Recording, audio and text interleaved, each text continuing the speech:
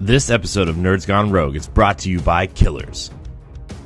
All John ever wanted was to be normal, but the grisly murder of his parents when he was just a child left something terrible brewing inside him. John was a killer, a fact he'd accepted as he now lived on the streets, looking for a place he belonged in this world. On a night that seemed like fate, while on a train heading west, a stranger intervenes as John is on the verge of his most recent crime. His name is Professor James Conrad, and he asks John to come live with him in a group of young serial killers he has taken under his wing. Together they search for a purpose in their murderous ways. It isn't long after a new sadistic serial killer begins to terrorize Seattle, and throwing a wrench into all they are trying to accomplish. Time seems to be running out for the group to find the answers they are searching for. Where will they go? What is their purpose? And with the killing closing in, who will survive the night? Written by C. Benjamin Doyle, Killers is available now on Amazon and Amazon Kindle. Get your copy today.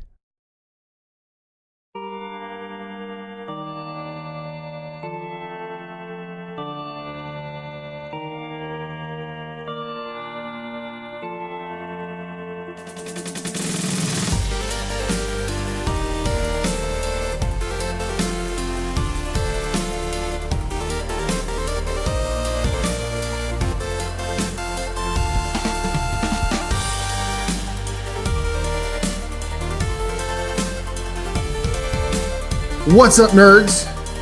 You've heard those jalopies, you've heard the noise they make, but nothing can stop Nerds Gone Rogue, episode 88. My name's Matthew Keel. Alongside me is our video-in-chief guy, Corey. How are you, sir? I'm great, man. Yeah? So much energy. All so rested? Much games. All full of cocaine? Yeah, great. Cocaine. All right, Moose, how are you, sir? I'm good, man. Doing real good, man. No cocaine for you? No. He's on no cane? No beer. I'm on no cane. I'm on no beer. Just water. Just a glass of water, man. Well. Just get that cocaine up in there, I got the liquid swords today. I'm so excited. Very nice. Very nice. Man. So excited. Games, man. Yeah. Okay, so we're here. It's episode 88. We've only got 12 till 100. Should we start playing them now? No? Yeah. Okay, great. We don't play any shit here, Moose. You kidding? 100 episodes is for babies, okay? We'll celebrate when we get to 500. Yeah, like men. Yeah. Men. Yeah, and then we'll be 10 years older. My daughter will be 10 on our 500th episode. That's scary. That's a scary thought. That is whoa. That is a terrifying thought. That is. Let's get away from that kind of fear. What are you guys playing? Moose, save us real quick. What are you playing? Talk to us about Bloodborne. I know you're doing it. I know. I'm playing Gravity Rush 2 and Bloodborne lately. Yeah. I mean, basically cut from the same cloth. Yeah. So. Yeah. Gravity Rush 2, I'm enjoying. I feel like I'm getting towards the end of the game and I'm only in like chapter 9 or 10. And I'm like, this is really weird. Like, because the first one was like 22 chapters in this one. So I don't know if it might take like a turn where it like opens up and there's even more to the story. Like, kind of like you're in that point of the story where it's like, you're almost getting to the wizard with the curtain. And then, you know what I mean? Or like you're getting, and then all of a sudden, like you execute what you're trying to do. And then all of a sudden it's like, oh, there was a puppet master behind even them. And so it's like the next tier of like whatever you got to do. And so I'm enjoying it. You liquidated her. Yeah. So it's good. I'm enjoying the combat, enjoying the story, enjoying the gameplay. Looking forward to finishing it though. And then Bloodborne, lots of Bloodborne, playing Bloodborne. You and I have been playing a little bit, and then I've been helping Angela Curry. I've been helping her with some of the bosses. She was having issues with Amygdala and Mikolash today, but she beat Amygdala. And so I told her, like Mikolash, I told her to like some tips on how to beat him. And then straight up hate crime him at the beginning of the fight. Yeah, he's... God, if you don't let up, he doesn't get you. If you let up, he gets you. Yeah, well, the problem is you also got to make sure you leave yourself enough stamina, and you want to get yourself in a position where you're attacking him because he has that really good tell that he's going to use the arm of Abritus, which is like, for people that don't know Bloodborne, it's an attack where like tentacles just come out of his hand and it can like one hit you.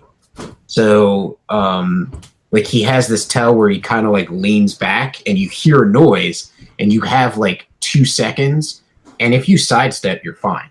So like I've actually developed I've become really good at dodging his attacks. So like I'll go in, hit, and like leave myself enough stamina to like start backtracking, and then when he goes to do that, I just sidestep him and then go right back, let my stamina recharge and go right back in and start attacking him. But I told her about cheesing him once he gets into the second phase because he's such a bitch. And Andy says, "Ugh, sounds annoying." It is annoying, but then like the problem about the game is he's a boss. The boss fight can last freaking an hour because you're trying to chase him around. You have to get him into this little room in the first half of the fight.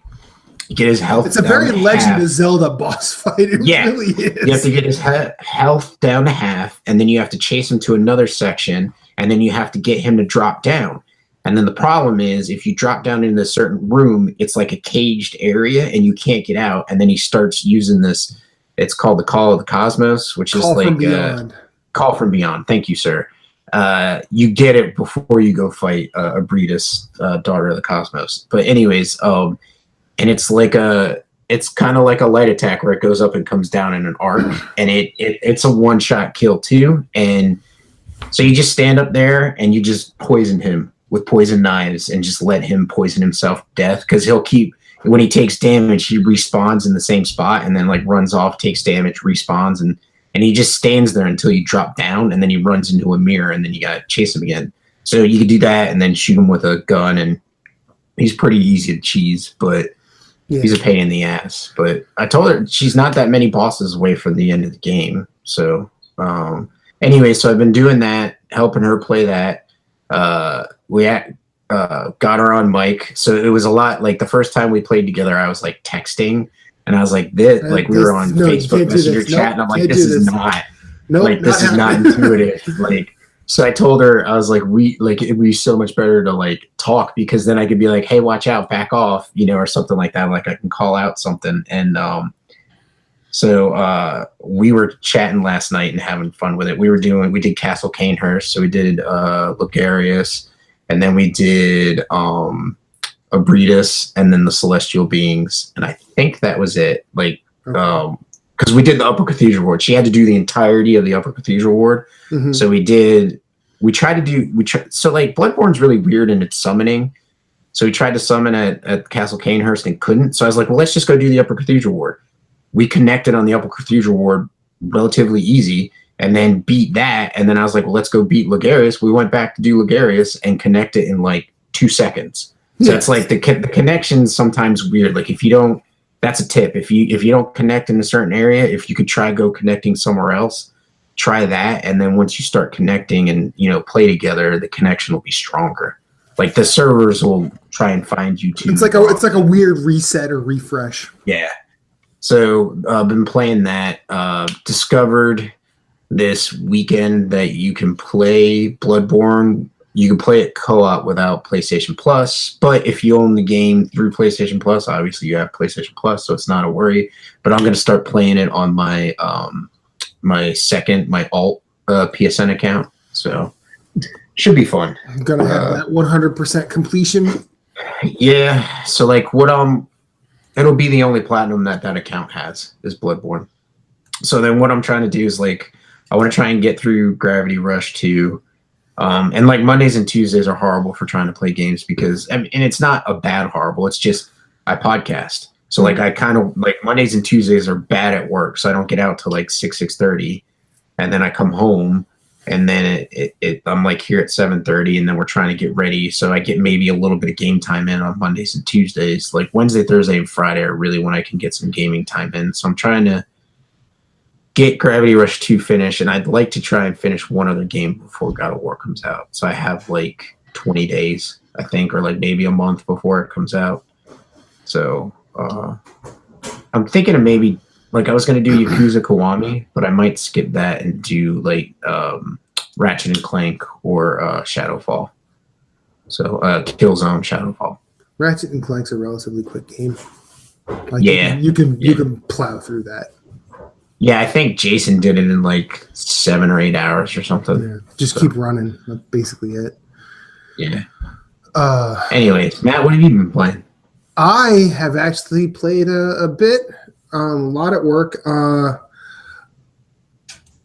As the scrubbinest member of this panel, I am done with Zelda. I did not do all the shrines. I did not do all the Korok seeds. I've done all the memories twice, all the divine beasts twice, and I don't want to play anymore. Just don't. Really? So I beat Ganon today and said, yeah, I don't want to do this anymore. So you beat Ganon and you were kind of like, I'm done. Yeah, I'm like, I don't care. I didn't do any of those like shrine quests, like the Trial of Thunder or anything like that. Didn't do that, which sucks. But like, I got to this place I'd never been before. Maybe I don't know if you know about it, Moose, but I know Corey might. The place where you do the shield surfing challenge. Oh yeah, it's like never done that place or whatever. Yeah, in the mountains. Yeah, I got there and I'm like, yeah, this is cool, but what am I doing? Yeah, the shield surfing stuff kind of not great from what I remember. I mean, it was fine, but it's a cool fucking thing. It's a cool thing to have, but like I just kept on. Whenever I glide in that game, I tend to spin the stick around so I could just sort of see the world around me. And the one thing I like about that game's design is you can always see Hyrule Castle. Yeah. So like you know where it is and kind of where always, you are. Like it's like you always know where it is, but it's also always sort of looming. And it's always just there saying, hey, you've got something to do. You've got something to do. Yeah. And I'm just like, you know what? I'm gonna fucking do this shit again. And I did it. I basically ran past all the Lionels, ran through the entire castle. Like I only did the fights that I had to do. Mm-hmm. And I did not I didn't take a hit until like the second phase. And, where you're outside. Yeah, and then I'm just like, all right, fine, you're done, just finished. Yeah, it's very anticlimactic when you beat that game. Like, I think when you beat most games, I think it actually ultimately is. Well, because like very rarely are the best boss fights at the end. That's true. Most of them are on the way, but I feel like when I beat and this is even without DLC. Like when I beat one of my favorite games, Skyrim, and I probably shouldn't compare Zelda to Skyrim, but when you beat Skyrim, you still have like side quests. Mm-hmm. Like you still not necessarily filler, but you could go to a cave that you don't have. You could discover a cave that you don't have a quest for, and spend 30 minutes discovering it. Find a quest inside the cave, complete it, and then you can go turn it in. You know what I mean? Like there's little there's little bits and pieces that and you also get that throughout the game. So you get those little quests while you're leveling playing. So you're like, okay, well, I know there's more of these out here. So it's kind of more of a bait to make you come back and play the game. And then like we've talked, there's no like crafting.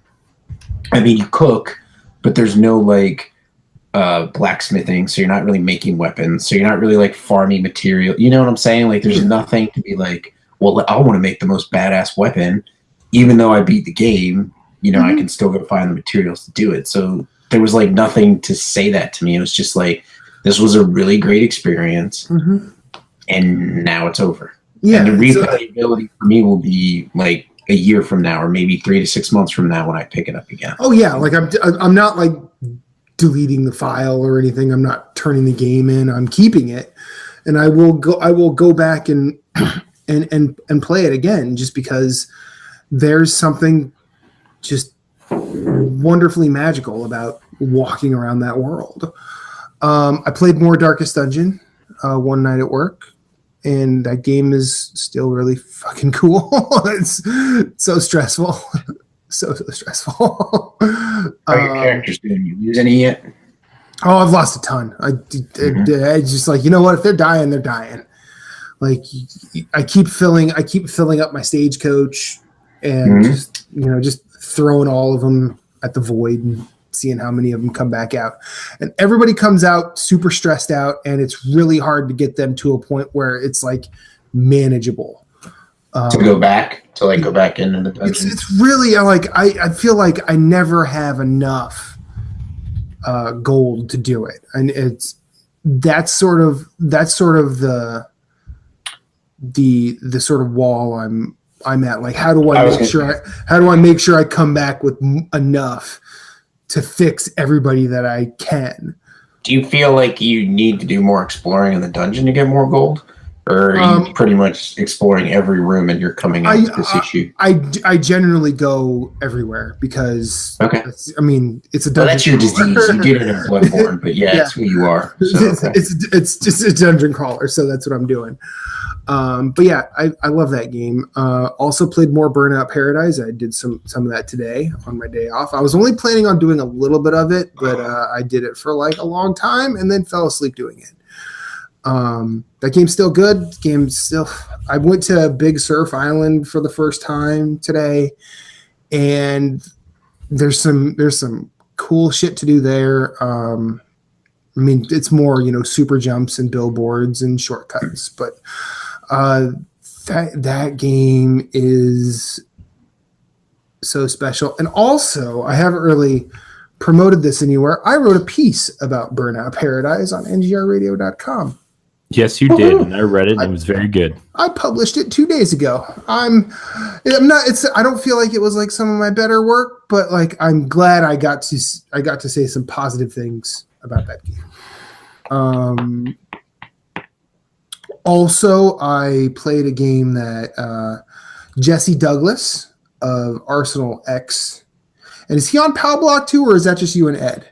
Sometimes he is. Sometimes on Pal. Well, Jesse Douglas talked about a game in NGR or Nerds Gone Rogue, the community, about a game called Castle of Heart, and he compared it to Dark Souls as a side scroller, and then I sort of threw some shade, going, "Oh, you mean Salt and Sanctuary?" He's like, "No, more realistic graphics." So I played this game, and I got through like 4 or 5 worlds of it relatively easily. It's not super difficult, or at least it wasn't when I was going through it. I'm not sure what to make of this game. I'm not going to say it's bad, but I'm also not going to say it's good. I feel like the jumping is super flighty, and I think there's some parts of it that are obtuse just to be obtuse. Rather than sort of making you want to figure it out. It's just like, yeah, this is just this way. But I feel like I got through a whole bunch of places, but didn't really do anything to get through them. I just kept going. So there might be more to it. I only played it I played it today right before I started playing. Like, honestly, I was playing that for about an hour and a half to 2 hours. And I'm like, man, I want to go play Burnout. I'm going to go play Burnout. Yeah. And then I played Burnout. But I appreciate him, I always like to be alerted to new things, and I like to try new things. But watch this space for impressions. It's $15 on Switch. And to his credit, it looks a lot like Dark Souls 1 as a side scroller. Honestly, it's almost to the point where they ripped off assets out of Undead Burg. Like, it's eerily similar. But I'll keep at it a little bit and then report back with a more clear impression of it. And then there was last Wednesday night, I was at one of my jobs, and it was a very slow night, and I didn't really want to I was like really struggling with what to do in Zelda, so I actually just put it down for a little bit, and I started playing FIFA again. The game's still good. Nice. I love FIFA. I'm so glad it's on Switch. But that's everything I've been playing. Corey, what about you, sir? Oh, you had a week off. You better have played something. No, I've actually played a lot since the big one that I really got into was I jumped back into Horizon and started playing the Frozen Wilds DLC. Yeah, nice. And let me tell you, man, I missed that game so much. Like I really missed that game. I probably played about 2 hours of the DLC so far.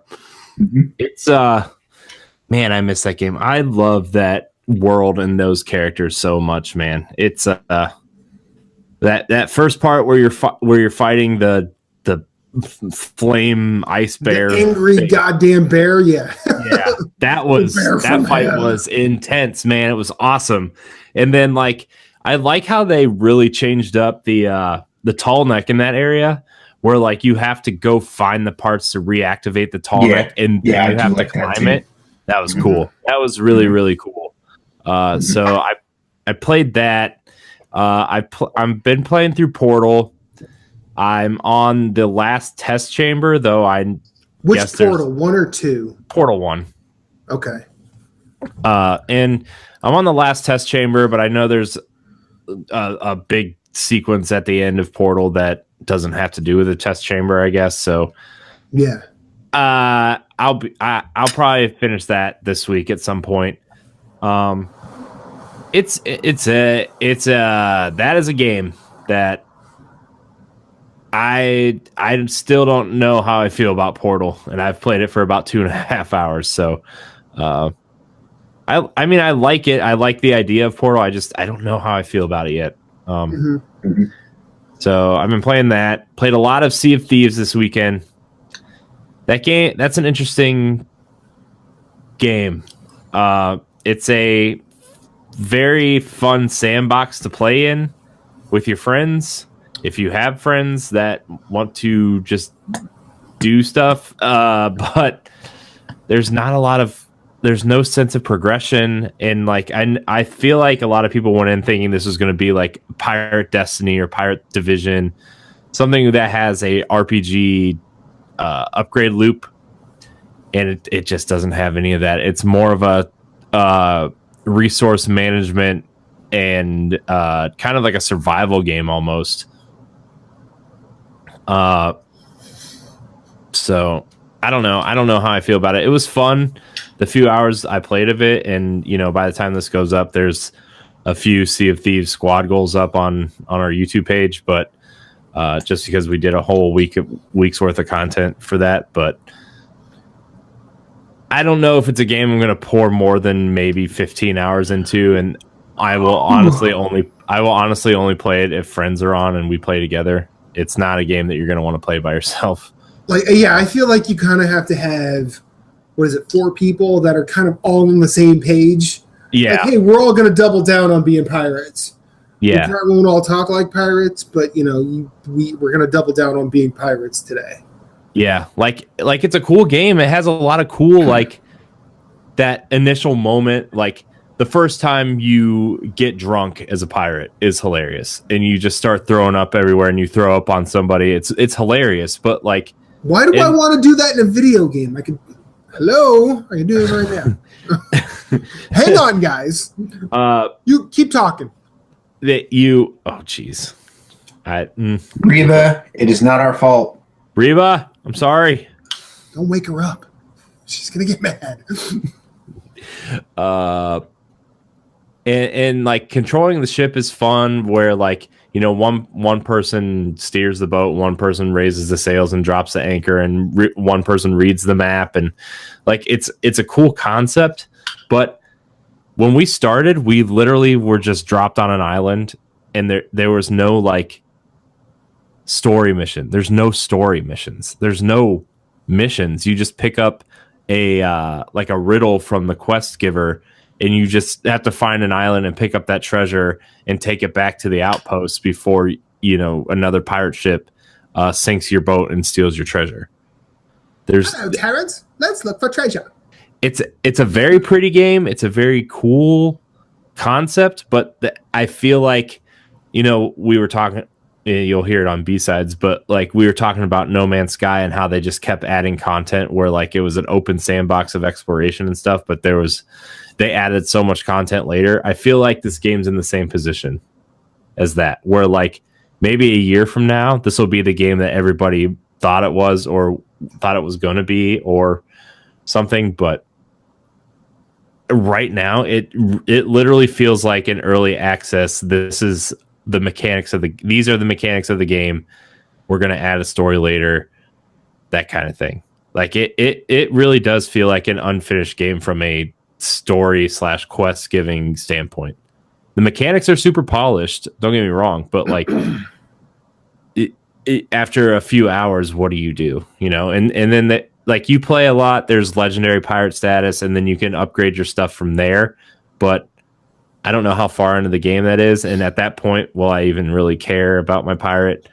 But it's not to say that I didn't have fun playing it with Jesse and his friend Pat and Ed when he got on. Like it was fun, the four of us playing it together, and it was like there were some pretty funny moments. Like we wrecked into this big giant rock formation and we had to like board up the ship, and like scooping the water out is pretty funny, but like we played it for 3 hours. What's going to happen when we're 15 hours in and we're doing that? Is it still going to be as funny as it was an hour or two? Like that's my main concern with this game. Interesting concept. I just wish there was more of a quest and progression feel to it. So I mean, yeah, I can't play it, so I don't know. Yeah. I know we said this one thing that was alluded in the B-side was like this game and No Man's Sky. Like when you compare Rare to Hello Games, like Rare, like they're not exactly tiny. They are the guy who runs Microsoft used to run Rare, if I remember correctly. You'd think he would have said, hey, we need to throw some more resources at this to make sure it's right, rather than just something to put out. Yeah. I mean, it's a very pretty game. There was no like hiccups or anything, and it was fun, but like I said, there's no sense of progression. There's no microtransactions, which is good, but everything you can buy in this game to make your pirate look cool is like, why can't I buy a gold pack for like $20 and buy some of these cool things? Because isn't the game in first person? Yeah. So what the fuck good is cosmetic shit? Well, it does the same thing that Destiny does, where like you can be in the third person if you're dancing or in a public area. Oh, okay. So I have to emote. Yeah, pretty much. Why not just make it a third person? I don't know. I'm not. I could buy a bunch of cosmetic stuff in Fortnite, but the difference is I could see my character running around in a skull outfit. It's true. Speaking of Fortnite, played a lot of Fortnite too. Fortnite's real good. It is real good. It's a battle royale, not save the world. I do want to try the save the world mode though, because I do too. The more I'm like getting into battle royale, the more I'm like, this game, I bet there's something really cool in this save the world mode. And I'm like, I bet you there's not. I'm thinking, I know. My biggest fear is like, I'm going to buy into the early access save the world campaign thing. And I'm be like, this just is not for me. Yeah. But like, we listen to a lot of the same podcasts. Mm-hmm. Matt, Moose, I don't know how many podcasts we listen to, but Matt, I know you and I listen to a lot of the same thing. And it's like, Fortnite is the natural progression from the Minecraft generation. Yeah. And we weren't the Minecraft generation. So like that save the world aspect of the game, like we could get into it, but that's just like, this is just the next step for that generation. I think so too. Yeah. And that's why this game makes sense. And it's a phenomenon because those kids that grew up playing Minecraft are now old enough to get into shooters, and this is the shooter they're getting into. So because it's lucky funny. motherfuckers making $500,000 a month playing it. Well, yeah, and he's he's Ninja on Twitch. It's Ninja, right? He's like making PewDiePie money, you know. Yeah. As far as streaming, yeah. Like he's making PewDiePie money streaming Battle Royale. And I like the easy thing to do is compare Fortnite and Battlegrounds. Coworker of mine at one of my hospitals, he loves Fortnite, loves it. He and I talk about Fortnite all the goddamn time. We talk about strategies, and I mean, it sucks he plays on Xbox because he and I can't actually play together. But he'll bring his tablet to work and he'll just stream, you know, Twitch people playing Fortnite, and it's cool. It's cool to watch. But like having watched PUBG and heard enough people talk about PUBG, I haven't had a chance to play it because I don't have an Xbox and I don't have a PC that can play it. But I think that from what I've seen, it looks like Fortnite is a better game to watch and PUBG is a better game to play. What does that mean? I think PUBG probably has more tension in it than Fortnite does. Because look, when I played Fortnite, the more I hear about what's going on in it now, it makes me want to play it again. But when I played Fortnite, like I jumped off the party bus, landed where I want. I eventually just said, hey, I'm just going to land here every time because I know there's almost always something there. And then ran for battle. Ran headfirst into battle like the Leroy Jenkins I am. In PUBG, I don't think you can do that without feeling any sort of tension. Now, there were times where I was running across, like running on the ridge of a mountain, and you see someone in an open field that they don't know you're there, and you're like, I should shoot. But I only have a weapon that might not make it, and then it'll make noise, and then they'll look up here, and if they have something that can hit me, But at the end of the day, like I didn't care about that in Fortnite. I would at least run headlong into battle, into adversity, before I would ever conceivably think about doing that in PUBG. And I think that's probably because of the realistic graphics. I think that's probably the only thing that would really psychologically affect me in that way. And I don't have a good reason why. Like I just know that like that's how I would think. And like, but playing Fortnite, if I die, I'm like, oh, whatever, that was fun. Let's do it again. And it seems to load back up pretty quickly. It doesn't take a very long time. Yeah. How were your experiences in Fortnite Battle Royale? How'd you do?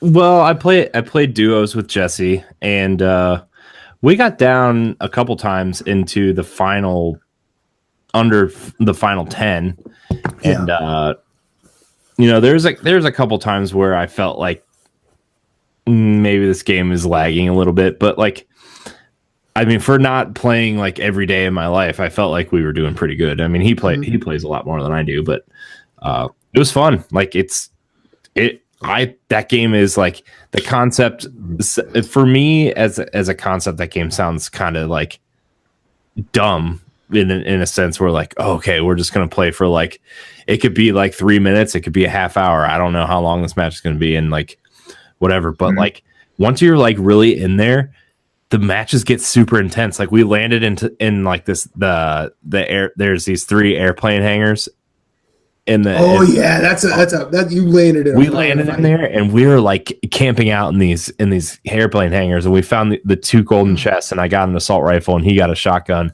and we were just like, we knew other people were there, and we were like not dodging, but we were like crouching behind crates and behind tractors and trucks and stuff.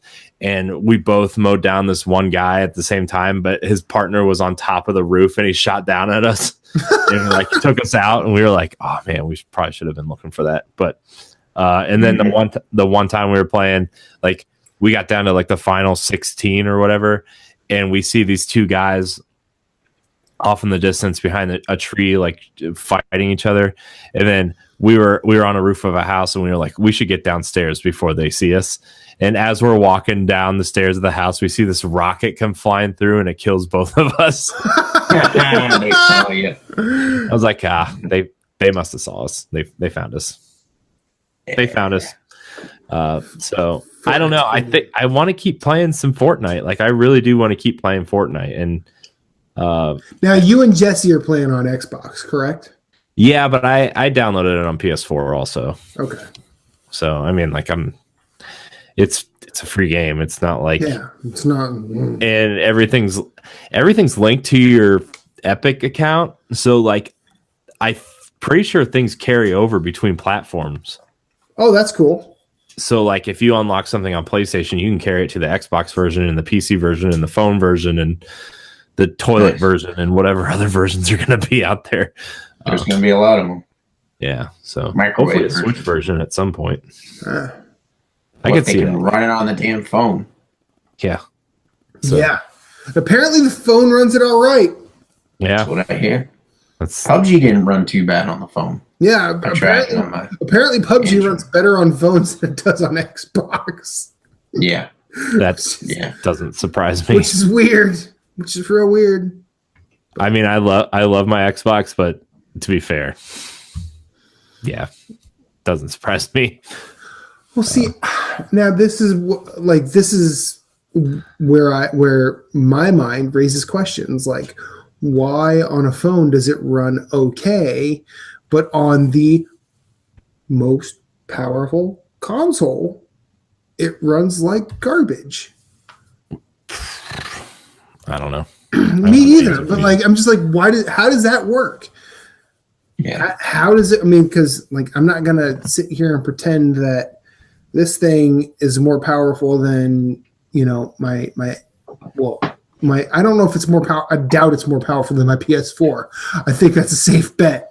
What you're at, like, yeah. No, but yeah. But that doesn't make sense. It's show some goddamn respect. It's the Beast. I don't know what you're talking about, Phillips. God damn it. But yeah, I don't understand how that managed to work. Yeah. Yeah, I don't know. I don't want to play the game on my phone, so I don't know what to tell you. It's my problem with playing on the phone is it's like you're firing with your right thumb, and so you also like you have to move. So you have to move with your right thumb and then go to fire. So it's like hard, like unless you're like, so what I had to do, like I'd learned to do is like strafe my fire into people with the left stick. So I kind of like aim for center mass and then like be running towards them and like move left or right to try and get them in my sights to shoot them. So it was ridiculous. Yeah. Yeah. I don't know. But I've also been playing a lot of Tetris. Like, I've been playing way more Tetris than anybody should. And not Puyo Puyo Tetris on my Switch. I'm playing the original Game Boy version on my 3DS. Because that's the only Tetris you should be playing. Just saying. Still good. I can't. Yeah, I can't. All right. Speaking of Tetris, Luminous is coming to the Switch. I know, right? Mm-hmm. I'm excited. Yes! Yeah. This is one of the best Vita games. Dude, there are so many good indies coming to the Switch now. Like, yeah. I mean, like, in the next few months, we got Luminous, Mark of the Ninja, Banner Saga Trilogy, Hollow Knight, Hyper Light Drifter. Banner Saga? Yeah. Yeah, they're putting Banner Saga 3 on it, and then 1 and 2 will come at a later date. Oh, well, no. Hyper Light Drifter will be on it first. No. Yeah. As far from what the video said, 3 was coming, and then 1 and 2 are coming later. It said 1 and 2 are coming soon. Google. Hey, you're gonna. So then I misinterpreted their video because they said Banner Saga 3 will be coming. We And all then know 1 how and 2 great will be Nintendo out. is at communicating the. But anyways, Matt, you need to check out the video game Messenger. That game is like a cool like Ninja Gaiden side-scrolling thing, and I think it's going to be awesome. So. Yeah, that game looks awesome. The Messenger looks great. That game Garage looks kind of cool. It looks like Zombies Ate My Neighbors meets Resident Evil a little bit. Garage looks cool. Yeah. But I'm so excited for Hyper Light Drifter to come to Switch. I love that game so much, and I never finished it on PS4. Yeah, it's good. I enjoy it. It'll be like a lot of these games that I already own on PS4. I'm like, I'll buy it when it's like a steep sale. You know? Yeah. So it kind of sucks though, because like I've already bought in so many of these indies other places, and I'm like, I would rather play them on Switch, but some of these I just don't feel like double dipping.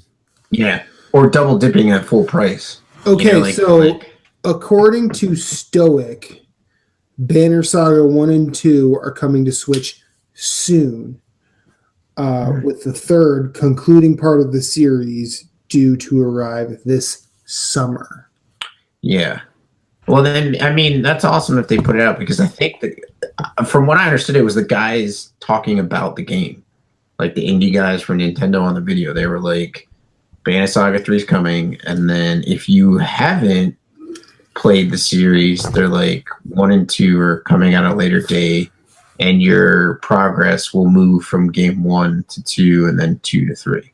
So, because I was like sitting there and I'm thinking like, okay, so because when they showed Banner Saga 3, I was like, well, that's awesome. So that means the game's coming out and it'll eventually come to other consoles, so I can complete my collection on the PS4.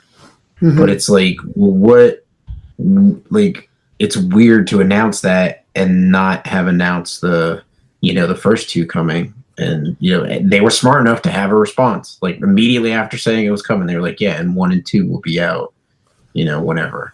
And if they come first, that's awesome. People can actually get some game time in before the third one comes out. Yeah. It would make sense for them to come out, too, because your progress carries over. Yeah, like, it makes sense for them to come out sooner. So because, like, if they came out after 3, I'd be like, well, that's going to hurt your sales, because a lot of people are going to be like, I'd rather play 1 and 2 and have my saves carry over, or my game carry over, Yeah. It would be weird to do that. So maybe it was just worded really weirdly, and not, that made me think it was at a later date. I mean, maybe just Nintendo was communicating in Nintendo. That's true. That's true. So, I mean, like they communicated in Nintendo when they announced the Switch, and all you remember is some girl having fun at a rooftop party with her friends, and then all of a sudden, hey, that was a kicking party, man. And then all of a sudden, you're like, I've got to have a Switch, and now we have games like Earth Atlantis in our lives, which is coming to PS4 soon. I think April 3rd. You're gonna buy it there too, aren't you? Yes, I am. Well, cool. I won't have to buy it. Anyways, it's just it'll be entertaining. Support the developer, Moose. I do. I'll buy their next game. I've already supported a lot of indie developers. I bought that Dandaro. I bought Celeste. I bought Iconoclast. Is Iconoclast ever coming to Switch? That I don't know. I have no clue. No clue. Like, it might be like, see, like a lot of indies don't give like definitive answers. So like they'll be like, we're considering consoles like other consoles. The only definitive answer Team Cherry has given about Hollow Knight is that, hey, we're not going to be at that indies thing that's happening. Yeah, and then they said they were going to announce something on like Thursday or Friday, and they never did. Yep. No, they did. Oh, they did? They announced an update, and they said the Switch version is in progress. They just don't want to give a date because they don't want to be one of those developers that gives a date and then it doesn't happen. But the game is running really well on the Switch. They just want to apply some more polish before they release it. So I would say fair. Well before the end of the year. I'm thinking like midsummer. So I mean, in regards to Banner Saga, I could totally see them putting 1 and 2, like not a stealth release, just be like in a couple weeks, be like, oh hey, May, you could buy Banner Saga 1 and 2 on the Switch, and then they could still keep that late summer window for 3, and that give people plenty of time to play 1 and 2. Because they're not very long games. How often do those directs happen, Corey? Well, we got one in January, and we had 2 in March. So, I mean, we had the Nintendo Direct and then the Nindies Showcase. So, I would say June. I mean, E3 is probably going to be the next one. Okay. Yeah. So there'll be the big Nintendo E3 Direct, which will probably have some of the like high profile Nindies in it. Like, I would say Shovel Knight would probably be in it. If Hollow Knight's not out by then, that'll be in it. Dead Cells will probably be in it. Is Dead Cells coming to Switch? Yeah, it's coming to all consoles. Yeah, fucking butter my butter. I think they just announced PS4 and Switch. I don't think they announced Xbox. Okay, but most Xbox fans don't like indies anyway. Most Xbox fans don't like games. No, they like games, but they're like those Ubisoft AAA. You know. Can I tell you the worst story I've ever had on Xbox that was like 5 days ago? And not worse as in like it was a bad story. It was just like made me feel like I shouldn't be playing games online anymore. Okay. Sure. Great. Sure, yeah, we played story time with Corey. I got a good one about Burnout. I was playing. All right. I was playing Gears of War online the other day because I was like, well, maybe this was like a month ago, and I was like, I miss Gears of War. I think I'm going to play a couple matches of dodgeball online because that game mode is fun. I get in there. Every single person had a higher pitched voice than my wife. Yeah. Every single person. Like and my wife's like, are you playing with girls? I was like, no, I think they're young kids. Oh, you didn't mean like they were playing like music behind them, or their like volume was really high up on their mic and they were like screaming into the mic? I mean, they were, but like they were like, hey, I'm gonna sodomize your mom. Pretty much. What's really funny? Yeah, go ahead. Sorry. I mean, just that's basically what it was. Was like, I mean, they weren't like cussing anybody out or anything. It just made me feel like, man, I think young kids are into Xbox, and like I think more people that are our age are more into PlayStation and like. Just gonna say that Nintendo. Like I rarely have the occasion of running into little 12-year-olds with the high-pitched voice, and it started to happen. So speaking of playing online, I was playing Fortnite, and like you hear these little fuckers like running their mouth into the mic, and you're like, who are you talking to? And so like every time I get on the bus or before we load on the bus, when I load into a match, I always go into I pause, I go into my squad, and I mute everybody. I mute fucking everybody. I'm like, I don't want to listen to you. I don't care what your strategy is. I don't care if your sound, like if you have a brain cell between your ears. I don't want to listen to you because that means I have to listen to some other jackass. And so I'm just like, but I haven't had to do that since I first bought a PS4 and was playing like, oh God, it must have been the first Call of Duty game I bought or something. But yeah, PS4 is definitely a lot better. Like people can shit on PS4 for the network not being as good as Xbox Live, but I don't have to deal with shitty ass fucking 12-year-olds running their mouth in my ear as much. But anyways, so that's just, it's like you said, high pitched, and you're like, is that a girl? Like what is that? My wife said that. I'm like, like your wife said. It's like, what the fuck is that? I don't know. So that was I was playing Burnout earlier today, and I was doing multiplayer. And the funny thing is, like, I don't remember how multiplayer in Burnout works because I'm trying to like just see what happens. Well, anyway, you get pooled in with like 7 or 8 other people, and you have to do stuff. I don't know what you actually have to do, but anyway, do stuff. I was just driving around Big Surf Island, and there were a bunch of other players driving around. I kept on hitting everybody, and they're like, "Oh, you have a rivalry with this guy," and I'm like, "Oh, great, I have a rivalry with that guy. I'm going to hit him again." Boom! You are winning the rivalry with this guy. Haha. But anyway, this one guy off of a super jump landed on top of me, and that's a vertical takedown. It's really cool, and I was like, "Wow, good for him!" And then I looked at this gamer tag, and I just lost. I'm like, "His name is Hey, would you blow me?"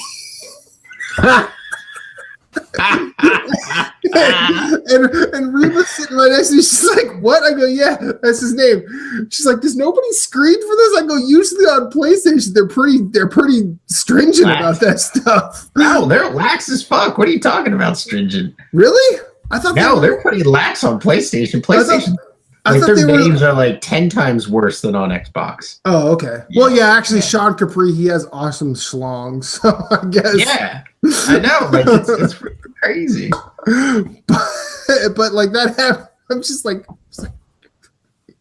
just laughing to myself in a way that it should not have been that funny, but it made me giggle. I got vertically took down by Hey, would you blow me? He's like, "Hey, while I'm up here, would you blow me?" While I'm on top of you. While you're down there. It'll only take a second. I swear. Oh, jeez. Oh, that's good. Burnout's so good. Ah. You know, online multiplayer can be simultaneously the absolute worst and the absolute best.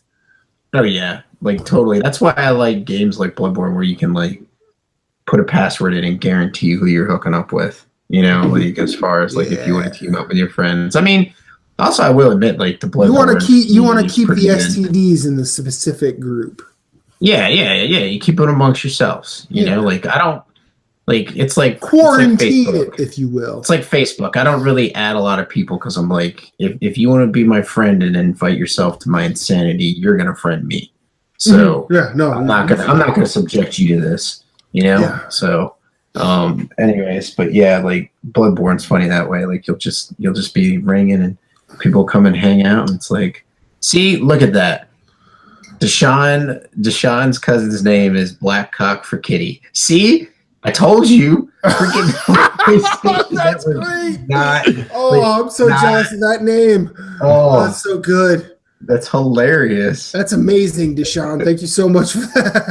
I wonder if he had to like spell it the way he spells it, because like if he actually spelled it Black Cock for Kitty, like they wouldn't. They'd stop that like papers. Yeah, because it's like like the L is, there's no C, there's an L. He says like something like that. The spelling may be off, but still, yeah, that's pretty funny. Sean. Instead of a K, it's probably a Q, because they're not really gonna. They're like COQ. Yeah. And Andy, you should play Burnout. Play Burnout. It's fun. You like fun? If you don't like fun, I can't help you. Andy doesn't like fun. I mean, he sits here and watches this show. Hey, man, we're fun. I'm not fun. Matt, we're fun. Don't listen to Moose. Not fun. It's like you're like alcohol, Matt. Without Bloodborne, you're no fun. I'm not fun. No, you are. You're always fun. I try so hard to be fun. You're always a good time. Always a good time. Yeah, I'm like a village prostitute. Always a good time. Oh boy. That's how you get herpes. Keep it like luggage. Carry that shit around.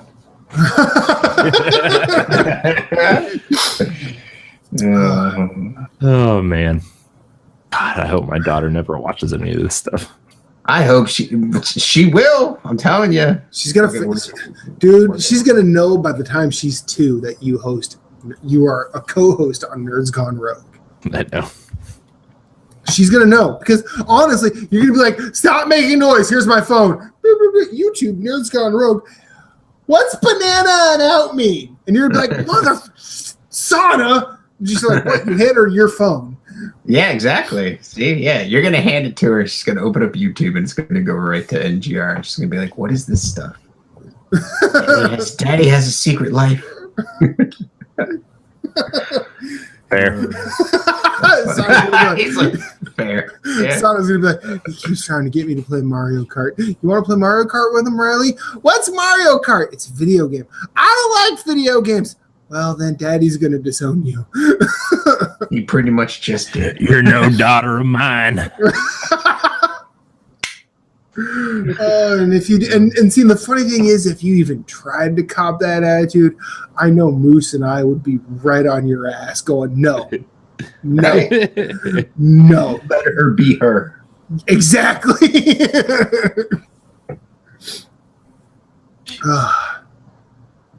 Video games, gentlemen. Yeah, They're real weird. Games are fun, man. Games are fun, aren't they? they are. Games are fun, man. Yeah. They're a good time. I wish I had more time to play games for me, though. You know, Well, just to like. but see, hang now here's the thing, Corey, and I'm just gonna put this out here. There's nobody telling you to play games for them. It's true. It's true. I mean, I know you're streaming. I know you're in there making the YouTube's videos. You can make those the games you want to. Yeah. I know. Squad goals could be Bloodborne. No, I mean, Hammer Bros Academy is for Bloodborne. See, it sucks. Like I'm the first to admit it sucks that like I kind of only have one night a week available for NGR, and I don't have enough time because I've got Reba, and I have to make sure I spend enough time with her. Just like you guys have to make sure you spend enough time with your wives. Just put a ring on it, and then she'll never want to see you again. That pretty much. Well, if you want a personal update, she is coming to Iowa with me in April to meet the family. Whoa, big step. Yeah, she's going to the heart of Trump country to meet. Talos, have mercy on her soul. What? Talos, the god in Skyrim. Oh, yeah, I didn't play that. I don't get that joke. I know. Sorry. That's okay. Somebody got it. It's fine. Great. No, because my parents cannot either shit or get off the pot. They have said, "Hey, yeah, we're gonna come out this time," and then they just never even mention it. And I actually said, "I'm like, look, I think they're fucking with us. So we should go there." So that would be amazing. We should go there. It's like, how should we fuck out we should go there and be completely just. You can continue to be, you Jewish and left wing, and I will just be ultra left wing, and really just anger them on home soil. And which would be fun. Secretly, I get off on messing with my family.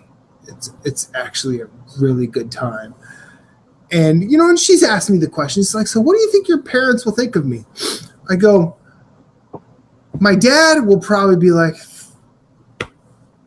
I don't know. That's kind of just that's my dad's sort of expression. How you doing, Dad? I don't know. Mary, how am I doing? Oh, we're good. Yeah, gotta ask the wife how they're doing. And then my mom, it's like my mom is very MAGA centric. She's very, she's the first person to beat her chest for President Trump. She is the kind of she is devout Fox News, which I disagree. Well, I disagree with it, yes. But, at the same time, I don't think that that's incorrect. Because, look, if I were consuming left-wing TV, I would probably be CNN, CNBC, and The Daily Show, of course. But so you kind of have to go where you agree with, and that's fine until you start believing things just because they say it. Like, the one thing I will sort of defend myself on is like, yeah, I'm a fan of The Daily Show. Yeah, I'm a fan of Last Week Tonight. But just because they say something, I don't take it as gospel. I will be like, is this true? And try and do my own little research, however rudimentary it may be. My parents think, and they have said these words, they think Glenn Beck is one of America's great historians.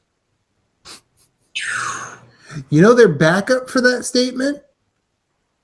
They say, because he says at the end of every one of his broadcasts, you don't have to take my word for it. You can look it up. And then when you ask him, how many times have you looked it up? Well, why should I? He said it.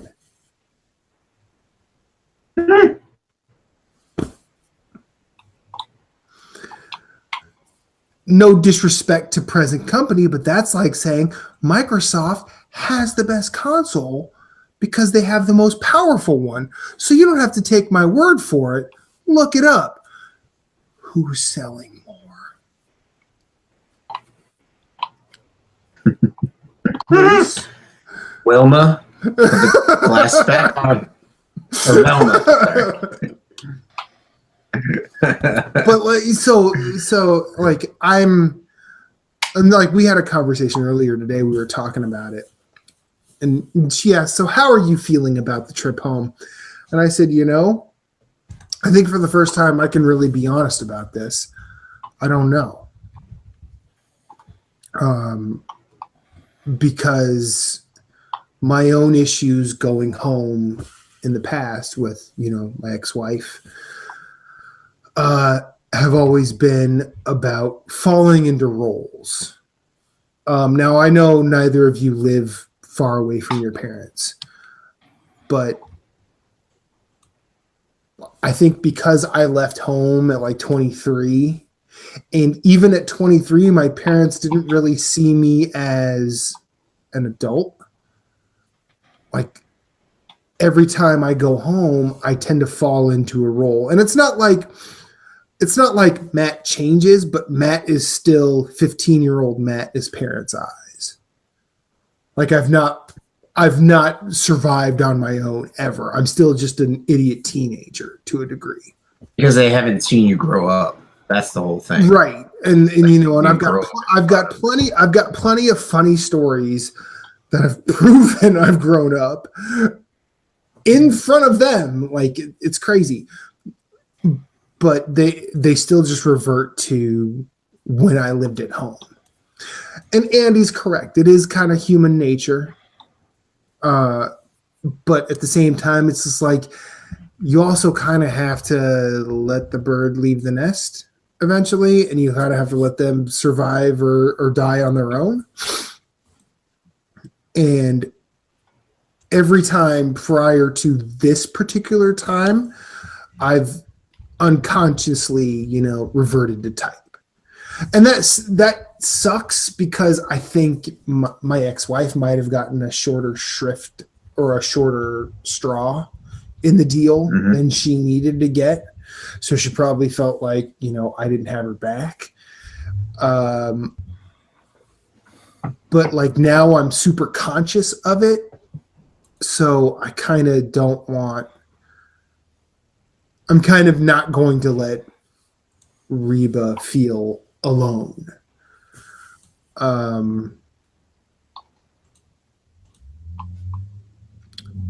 So all of a sudden my mind just sort of told me, you know what you're doing like on the internet right now? You're basically exposing yourself.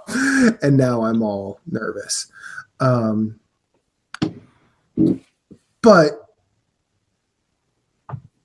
like it's a weird step now. Like I am in completely charted yet uncharted waters, and I'm sure I'll be fine. I'm sure I'll just end up somewhere near the same way It always has been. Just hopefully I'll be more thoughtful of my partner this time around. And I hope that happens because I like Reba. I don't want her to feel alone. Thanks for the encouragement, Andy. He says I'm fine. Appreciate it, sir. Matt, you're a lovable human being. Yeah, but that doesn't mean anything. Care Bears are lovable too. Hey, you know what? You bought me a sandwich, so you're okay. Yeah. I bought Sana a sandwich too. It's true. It's more sandwiches than I bought. And you guys were pissed. You guys were angry. Well, yeah, because It's true. I bought Moose a sandwich too. He was pissed. Stop buying people sandwiches. No. Jerk. we can afford our own damn food. Here's a funny one. Like for the past couple weeks, I've been dropping the like whenever Reba and I like express affection to each other. I'm like, I really do care about you. Make me a sandwich. and she actually said, "You can't play with Corey anymore." Because of that time, you said it, Corey. Make me a sandwich, Reba. Hey, you live like really far away, so it doesn't affect me. I can know. say it to her whatever I want. I know. There's like one day a year I have to be afraid of her. Yeah, that's true. If that.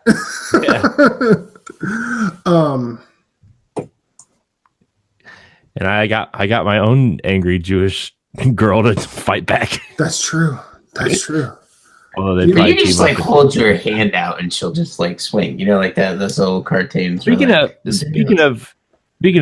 of Jewish girls, I had this really weird dream that my wife was secretly a ninja, and all of her ninja stars were stars of David.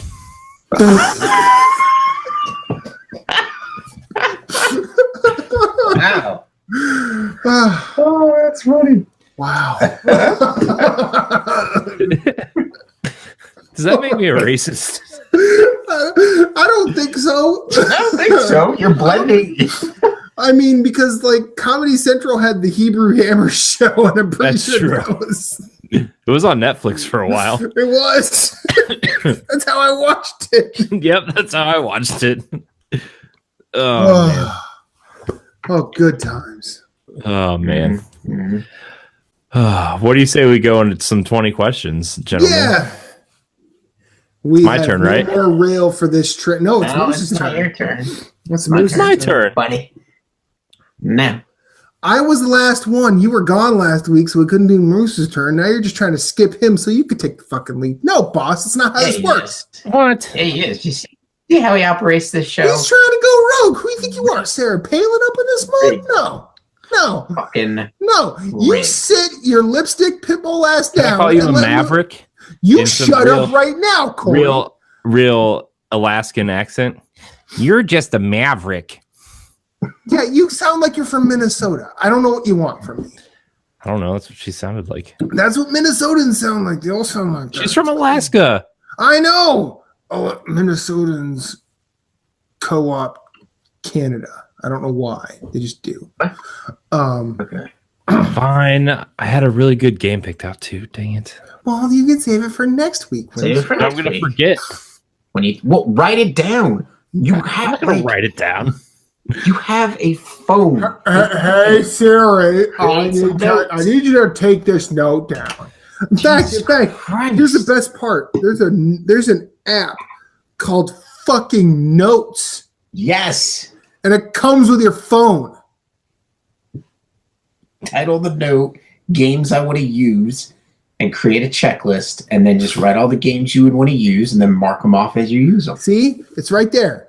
It's called Notes. Oof. Buddy, what did you do to your screen? I Delcoed it. Okay. Oh! Well, a lot of people Fine. from Delco have cracked phones. I know what you want from me. Moose's game. Here we go. Don't say 20 that. questions. Such defeat. Oh, and the rule is if Andy guesses it, just message Moose, and if you're correct, you get a point. Because Andy's does? awesome. Yeah, he did it last week. He's guessed he's guessed 2 in a row. All right. Just message me on Facebook, buddy. All right.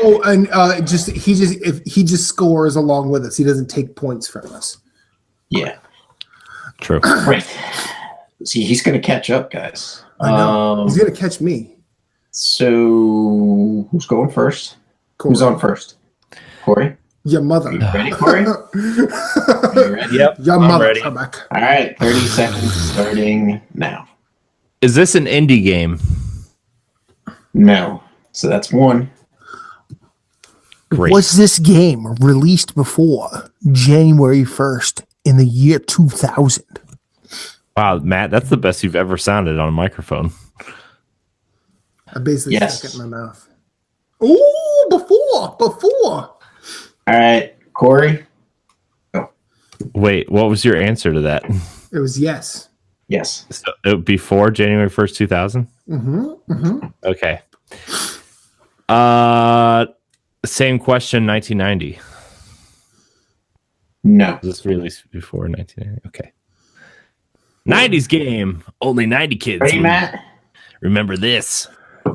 Is this a 16-bit game? Hold on one second. Hold on a second. Oh, look in his eyes. Look at his eyes. Nope. Can't look at my eyes now.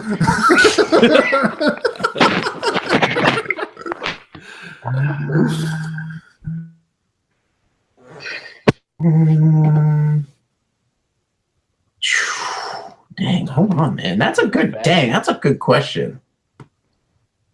Wow. I didn't even think of that. Like, you just totally, like, You're killed me welcome. on that. Hold on.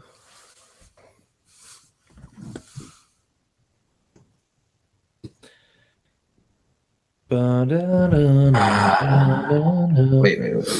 Nope, go back. I love that page. That was good. That's going to be the thumbnail for this week's episode. I will send it to you, Corey. Oh, man. Where's my answer? I'm know, trying to look it up, man. I would love to Hold me know. closer, Tony Danza.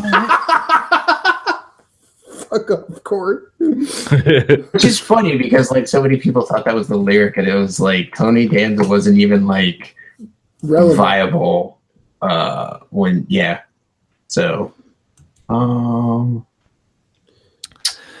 Somebody once told you said me. what is it? 16-bit? The answer Was is no.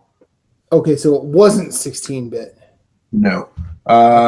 Matt, you're 5, and then you guys get your 2 minutes. So, So in Joey- the 90s, Corey, you can start the timer Wait. now, Moose. I No, did- that was only 4. No, he's 5. No, So you no, get no, five. no. I Corey's went 5. first. Corey's first. Corey has to be 5. Ooh, trying to jip me out of a question. Whoopsh. Oh, wow. All right. So then You're gonna cheat me. Don't cheat the boss, Moose. God. y'all can have your 2 minutes. No, you can't ask questions, Andy. You silly man.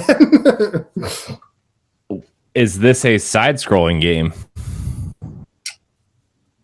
No. Great. Okay. All right. So now you get your 2 minutes because that All right. was question number 5. So we don't know if it's 8-bit or Starting now. we don't know it's 8-bit. We don't know what it was. Was it 64-bit after that? I don't know. Or do we 32, call it 64. 32-bit? I don't fucking know. Yeah, so not a side-scroller. 90s game. What's the 64 generation? 64 PlayStation 1? I would say, well, I would kind of group the 32, 64-bit generation together. It would be Saturn, PlayStation 1, N64. Dreamcast? Yeah, I think no, Dreamcast was the next gen technically. It's technically the PS2 generation, So but Saturn, 64, PlayStation. 1. Okay. But I mean, technically, it could be a Dreamcast game if it's because it's 1999. Technically, I know that, but see, here's the I thing. I know. I'm I know trying to like. What else categorize is? yourself. What else was in the 90s? Was it Dreamcast? 45 seconds. After the 64? Yeah, it was just Dreamcast, right? Just Dreamcast, yeah. Okay, so I'm going to ask if it was the 64 PlayStation Saturn generation. Okay. And Do you want me to Saturn narrow is 32-bit, right? Yeah. Okay. How do you want me to help narrow it down? Do you want me to 20 seconds. I kind of like what you're doing. You just keep doing mechanics. You just keep doing what you're doing. Okay. And Got it. All right. 20 question. Okay, Moose. All right, man. Question 6. You ready? Was this game initially released in the Saturn 64 or PlayStation generation? Hey, Future Moose. Was this game Darkest Dungeon?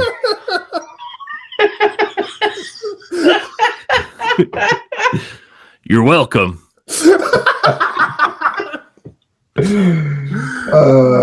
How do I laugh this much and not be high? Do you want to give that generation a number, or how are you playing that? No, because I don't know the numbers. We've done this before. Do you want me to give you the At number? least once a month. Yeah, we do this once a month. That is the 5th generation. Is that your guess? No. It's not my guess. It's my. Is it Your question. So Your question. I guess if that all consists of the same generation, is it part of that generation of consoles? Was it released during that generation? Initially released, yes. Yes. Okay. All right. Is this Go, Corey. is this a 3D game? Yes. Yeah, nailed it. Got one. Yeah.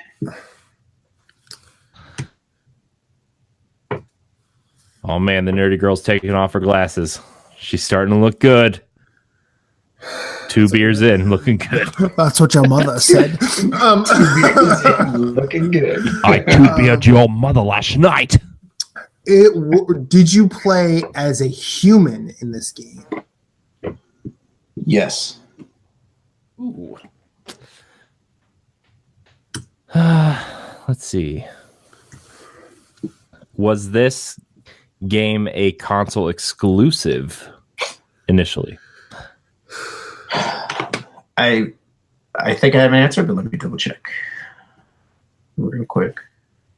You know who doesn't have to check? Past Moose. Past Moose would know. Oh, I know. I know all my generation.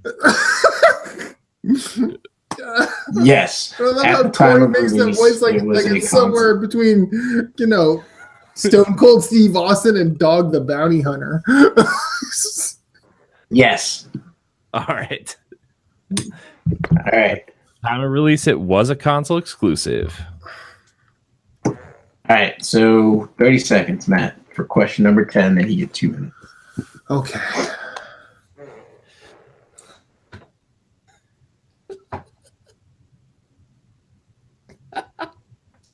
I don't know what to. You play as a human. Is this game part of a series? No. Ooh, one off. All right. 2 minutes starting now. Human part of a series. It's not part of a series. Oh no. Human not part of a series. Fuck, that makes it worse. Console exclusive initially.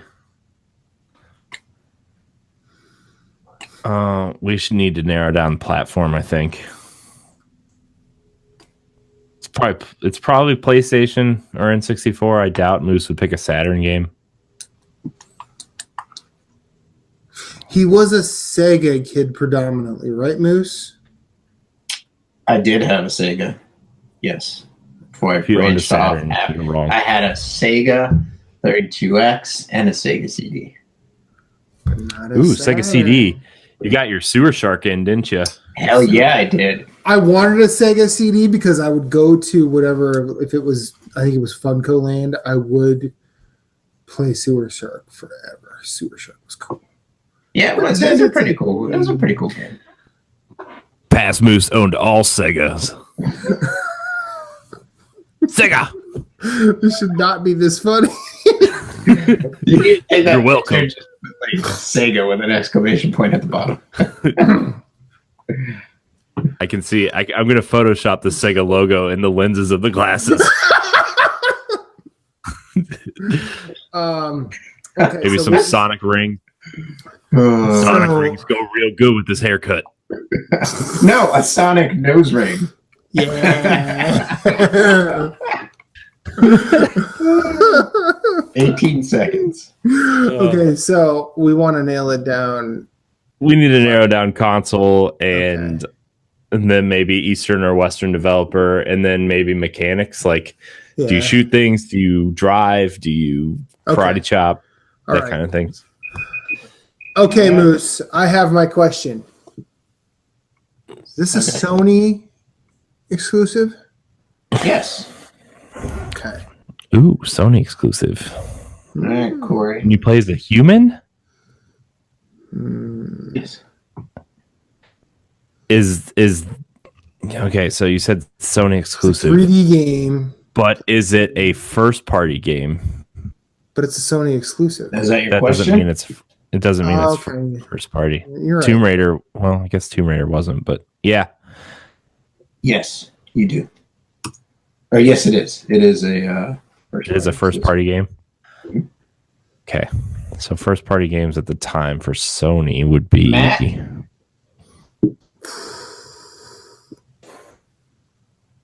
Is this a Western developed game? No. Okay. Corey?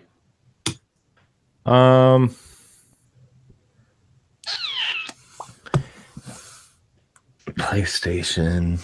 I'm trying to think here.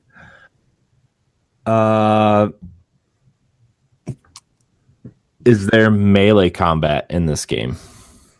Yes. Matt?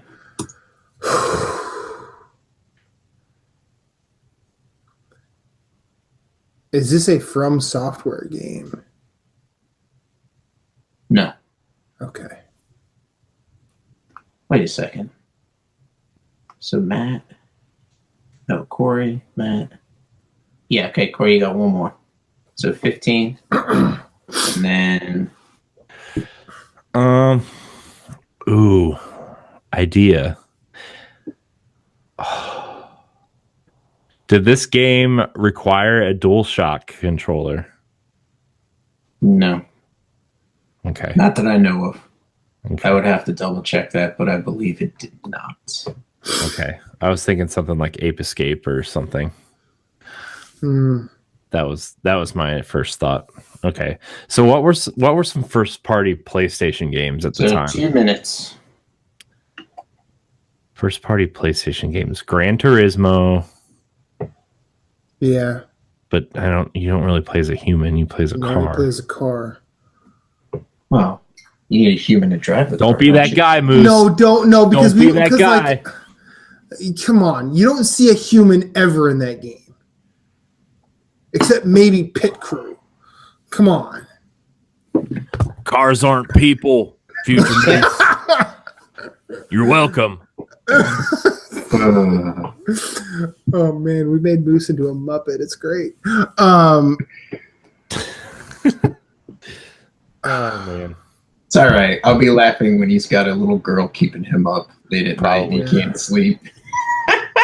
Or when he doesn't get to play as many video games. I don't get to play video games now. I'm never gonna get to play. First party PlayStation games. Bushido Blade. That's not first party, is it? I don't think so.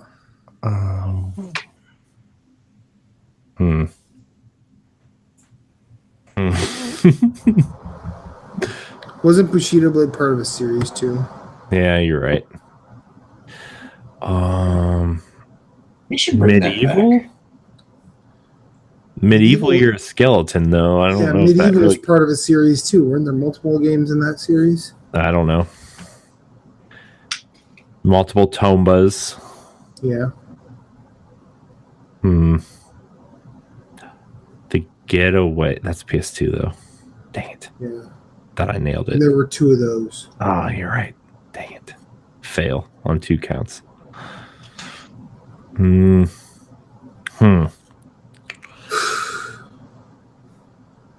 Crash was not a human. Spyro's not a human. All right. First question. This is me, isn't it? Goes to Matt. In 30 seconds. You asked about melee combat. What was the answer, Corey? Yeah, there was melee combat, but we didn't say if there was shooting or anything. Is there shooting in this game? No. Okay, melee combat.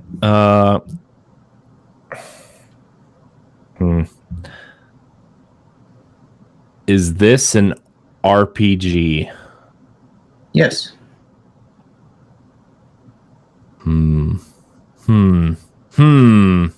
Matt, 30 seconds. Now, 3D does not top down isn't 3D, right? I think we determined that. We determined that 3D meant like you can see the character. Yeah, and it's like three. That was third person. It's like 3-dimensional. It's a 3-dimensional game. It's not. It doesn't have to be top down. It doesn't have to be side scroller. It doesn't have to be first person. As long as it takes place in like a Everything is 3-dimensional presented world. in a 3-dimensional. Yeah, instead of like a side scroller like Mega Man. You know. So, like, would Little Big... I mean, I'm just throwing this out there. Would Little Big Planet count as a 3D game in this? Because everything's presented as 3D. It's a side scroller. But it is a side scroller. It's presenting in... Yeah. It's not sprites. It's 3D rendered. I would say yes, it's a 3D rendered game. Okay. But that would, like, Corey would have to rule in on that too. I don't know. I mean, technically, I guess it is. It'd be more like a 2.5D style thing, but I mean, like 2.5D is pretty much 3D. I would say almost. You could tell Sackboy is round. You could exactly. Yeah, so that's like 2.5. So it's kind of. I mean, kind of like whatchamacallit, Shadow Complex is 2.5 because it's technically 3D, but it takes place on like 2 planes. You know what I'm saying? All right. So, all right. I would say Sackboy is not a legit 3D game as far as like you can move in 3 dimensions, but it's definitely, you can tell it. And he's got nothing now. Anyways, I need a guess. 18. Okay. Ask if do we want to see if there's like a party system or magic or? Is there a party system in this game? Yes. Okay. Is there magic in this game? 1 second. Must confirm. I think I know the answer, but it must confirm. Gosh, the only Sony RPG I can think of is Legend of the Dragoon. Wasn't that a series though? Is it a series? I don't know. I mean, Arc the Lad, but I think that's part of a series too. Tactics Ogre, that's not. There were multiple games in that series too. Yes. Magic is in the game. Okay. Matt, it's your turn.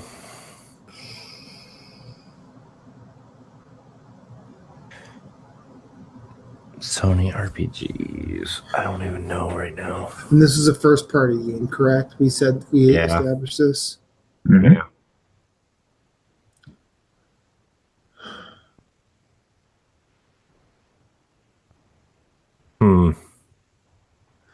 I don't know enough about RPGs of the time. I really Most don't. of the RPGs were Square. I know. I'm trying to think of RPGs that weren't Square and were one-offs, and the only one I can think of is Legend of the Dragoon. But I think Shuhei worked on that one, didn't he? I think so. Did Shuhei work on this game, Moose? Is that your question? Yes. Yes. It's got to be that. Go with it. Just do it now. Pull the Band-Aid off. You don't want any? No, I don't. No, I don't want to know anything. No, I don't know anything. I am going with my gut on this one. Is this Legend of the Dragoon? Yes, it is. Yeah. Moose is in last place for once. See, I told you I was like, I have a good game, but I'm like, I have a feeling y'all are gonna pick it. But that was good. When you said first party RPG, that was the only one that I could think of. Well, yeah, it is the only one that was out. I should have. You know what? Because I should have had you clarify that. I don't know. I should have threw you off and be like, "Are you sure you want to say RPG, or do you want to see does it have RPG elements?" I don't know. Okay, I have a dumb question. Is Legend of Dragoon different from Panzer Dragoon? Yes, Panzer Dragoons is a rail shooter for Sega. So it's kind of like you're in a dragon and you can move. Kind of like Rez. You know how you play Rez? Like it plays similar to Rez, but it's like a dragon and you shoot. So yes, it is different. Because I was sitting there thinking Legend of Dragoon and Panzer Dragoon were the same thing. That's why I was saying no. And then when I'm just like, I'm just going to throw this out there. If Shuhei developed this, I know what it is. Yeah. And Corey knew what it was too. It's like the only game he's done that, Gran Turismo and Ape Escape. Well, and other titles it says, but I'd like to see what other stuff he's produced, like his game. But I mean, obviously, we all know what he does now. So, which is pretty freaking awesome. Yeah, now he be running shit. He be making mad monies. Well, I hope so. I hope so. He's done a lot for that fucking platform. Yeah, he has. That was good, guys. So this is is this the first or second time this year that the guessers have gotten it? This is more. Yeah, this is like the third or fourth time, I want to say. Because I know there was, because for the last few rounds, it's been the holders winning, like the people with the game winning. Yeah, that's why we're tied. So now all that it has to happen. Actually, it's Corey's game next, isn't it? Yeah. So Moose and I have to get it for him to stay in the race. Yeah. Yeah, look at that man throwing it. I know. I wouldn't do that to you, Moose. Come on, man. We Hammer Bros. I wouldn't do that. But for the record, we got it, and Andy didn't. It's true. Yeah, it's true. And he didn't have a guess. He didn't message Throw me. fist, Corey. Yeah. Like I should have like really thought of all the I just picked the game and I had another game in mind and I was like I'll just go with this one and see. What's your other game? I ain't saying because I might use it again, but as we were going through the questions, I was like, oh man, yeah, this is pretty much. I'm like pigeonholed. Like as they get the guesses, they're gonna figure it out. So, but. I even mentioned it last week. I mentioned it last week on the show. No wonder why you're a disappointment. This is why you cut your hair and don't wear sunglasses anymore. Yeah, there's two of you. Welcome. No, I wear those sunglasses. I still have them. Yeah, he still. No, throw them away. You're a disappointment. You're fired. No. I'm just No kidding. firings happen without my say-so. It was a joke. I know. Moose is never getting fired unless he murders someone. Moose can't get fired unless I get fired. Not going to be murdering anybody anytime soon. Oh, boy. That's what they all say. Well, yeah, that's true. Then they murder. No. No. That's not how that happens. That's exactly how it happens. Yeah, actually, we all say we're not going to murder something. Then we murder. Yeah. I don't remember. Andy in the chat mentions Legend of Legaia. That was a good game too. I don't know what that game is. It was done by Sony. Man, shit! And that came out in 1998. I'll share. I've got it, and I'll link it in our chat. But thanks for giving us your next game. Yeah, not my next game. Well, your game after your next game. I'm just gonna write. I know what my next game will be. Hey Siri, take a note. Legend of Legaia is going to be one of Moose's games in the future. No, it's not. It's the game name. All right, you keep thinking that, and you get He's that. a lying bastard. And every time you'll be wrong. You tell Siri to make you a sandwich. No, I remember, Andy. I remember playing that game. It was a good game. I mean, it was got average reviews, but it was good. And that was I put a real woman to write down my notes. You're welcome.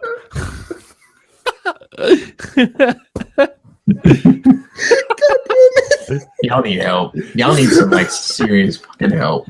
I'm just Moose. I'm drunk. I'm sorry.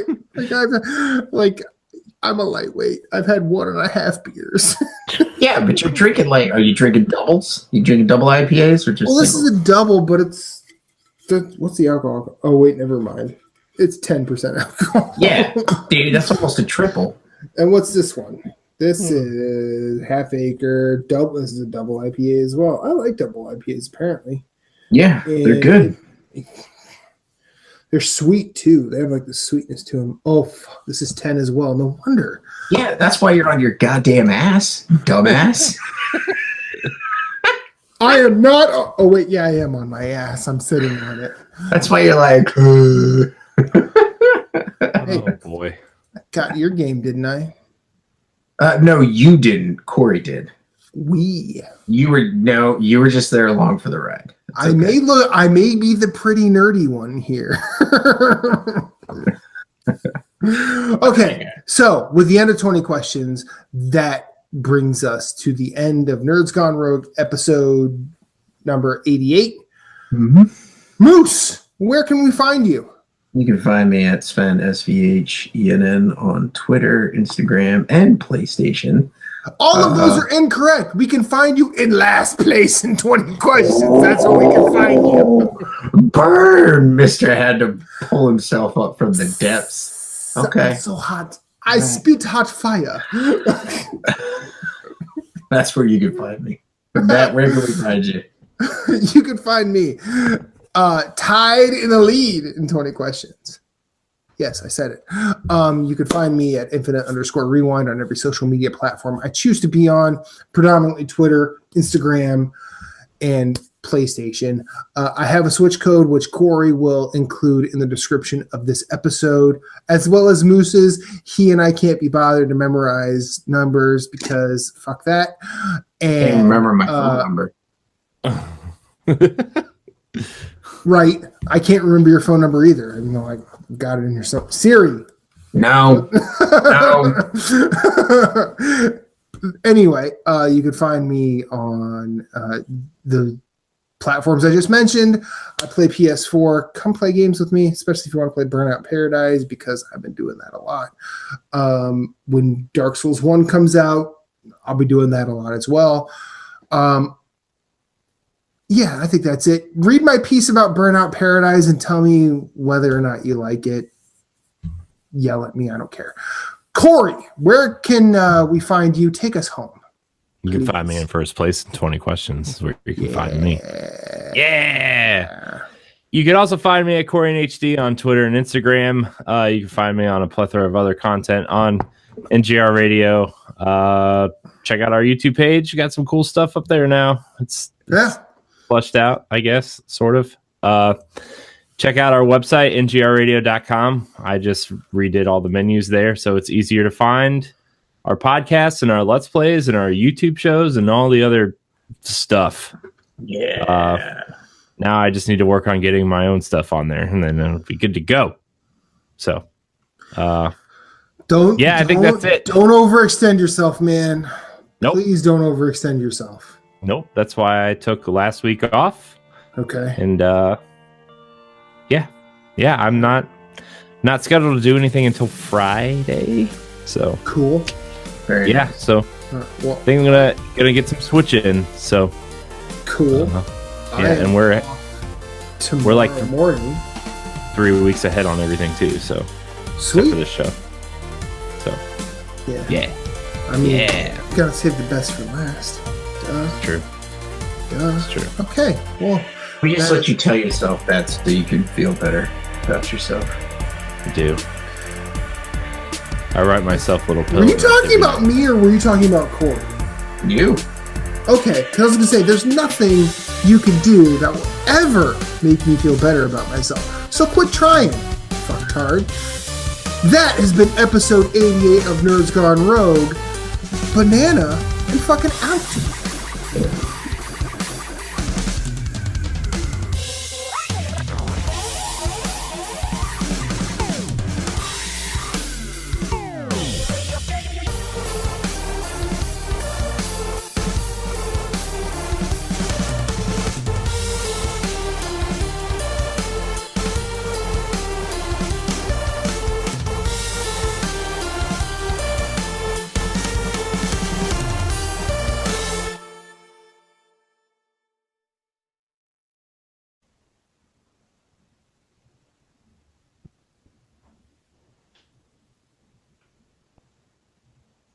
And Andy says, don't count the crazy cripple out, but I feel like I shouldn't say that.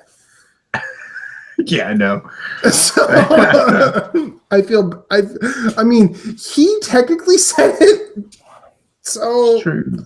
I don't know. You put me in a weird place, Andy. Come on, man. I try and be considerate. I try and be thoughtful. I don't know if I'm the ass. You just said it.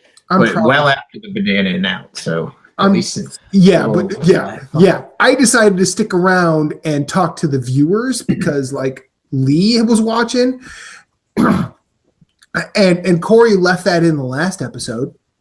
I leave everything in that's live. Yeah, you don't even edit. Yeah. We're live now, and I mean, granted, I do edit. I can't put talk. all the things that are in the episode at the end. That's called editing. That's true. And I can't really talk because 20%. He's got 20% in there. What? Guys, we only have 12 episodes till episode 100. What the fuck are we going to do on episode 100? Well, according to the calendar, talk about E3 because Jesus, that's E3 week. Is it E3 week? Yeah, is it before E3 or like after it? No, it's. Hold on. Let me. Okay, Corey, when you get to this part in the recording, this is where you're going to do a chop. We're going to actually do some planning now live. Do you guys want to do a predictions episode at all? Yeah. Okay. Now, E3 is when this year? 95, 96, 97, 98. I think that the conferences start on the 10th, and then E3 is the 12th through the 14th. Okay, but we only care about the conferences. It'll be after, if I count correctly. Yeah, I think E3 is episode 99. Yeah.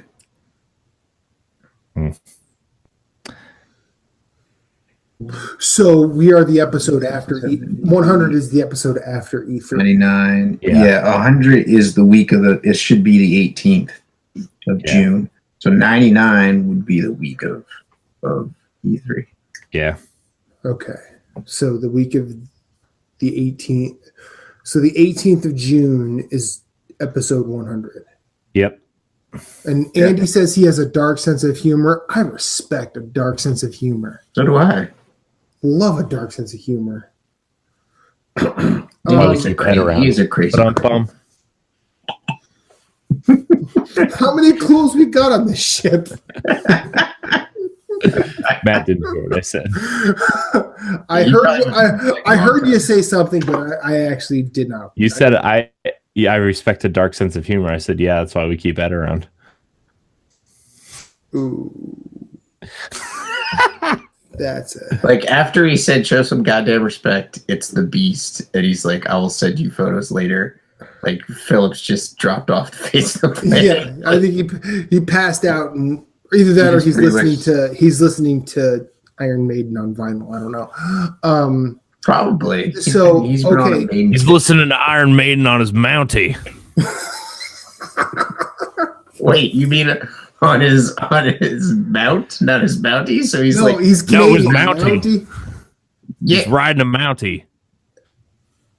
You're welcome. Wait a second. No. I'm so glad you sent me that picture. I'm not sure who's better, Corey's moose or actual moose. That's not how that works. Andy, have a good night, sir. The next episode, Moose misses. We're using this picture, and we're just gonna imitate. Let me tell you about the PlayStation. I got me one of them pros. I've been playing Bloodborne. I don't understand them 4Ks, but it's real nice. You're welcome. So good. Oh man. Okay, so we want to do a predictions episode. Do we want to wait till the week before, or do we want to do it a couple weeks before? Because you know how leaks happen. I think we need to do it sooner than later. Okay. You want to do it like the third or like the third? I mean, we could do it next week. That could just be next week's topic. Okay. Because that way we're ahead of any dumb leaks. Yep. And then all of our predictions will just true. be leaked. So.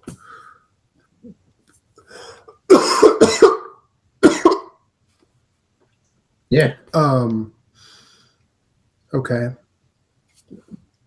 Also, since I'm going home April 14th to the 21st.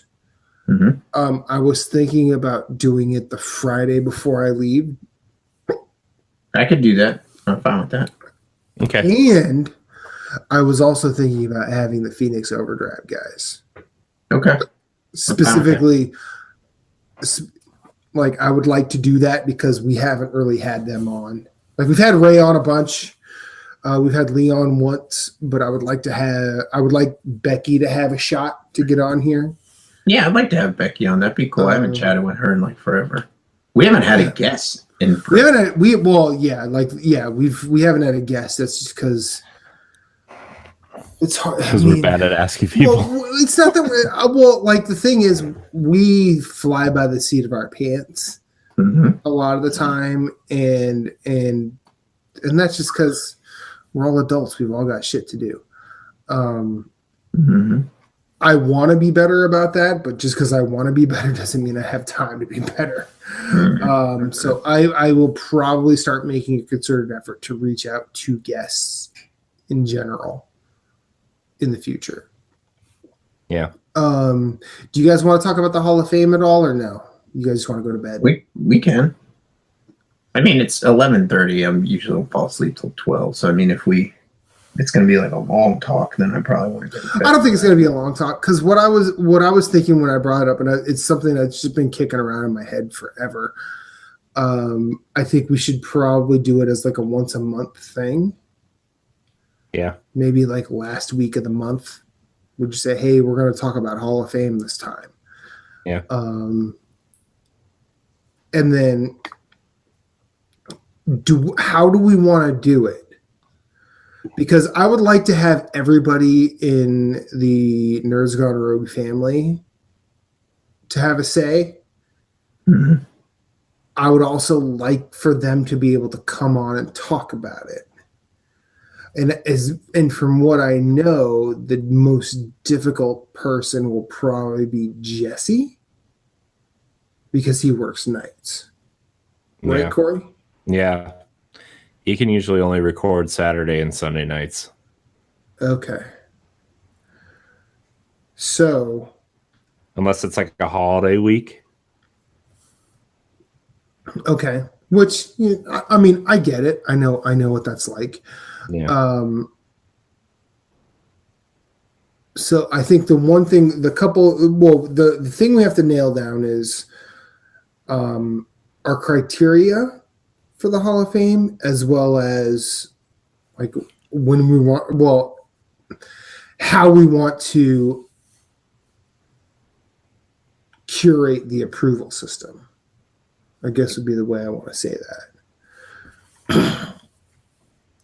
Because I think that between NGP, Arsenal X, Pow Block, and I feel like Larry should have an input as well. How many people is that? So that's us three. Jeff is 5. Jesse is 6. And Larry is 7. Yeah. Ed? Did you count Ed? I thought I counted Ed. 2. Hold on. 3. Okay, so us 3. Ed Jeff is 4. Jesse. Jeff and Jason is 6. 7. Jesse is 7. So No. Larry is 8. Larry is 8. So I feel like that sucks. But you can't. No, you can't do fucking math. What? Nothing. Your counting was off. What was my? Where was So I? it's the 3 of us, Right. right? Ed, 4, Jeff, Jason, and then who else? Jesse, And Larry. That's Larry. That's 8. Kind of the same. All right. Sorry. It's okay. I was wrong the first time, and then I recounted. You think I was drinking? Jesus. Yeah, I mean, It's not you bad. did cut back on the beer, Moose. I did cut back on the beer. Except I drank yesterday, Saturday, and Friday. It's bad. But I went to the gym. Okay. So we only have 8. I think we need to come up with a system as to how people will vote, and what happens if there's a tie. So what? How are we doing this? Just like somebody get to put in a game on a weekly basis, and then everybody votes if it gets in On or a not? monthly basis. Monthly basis. Yes.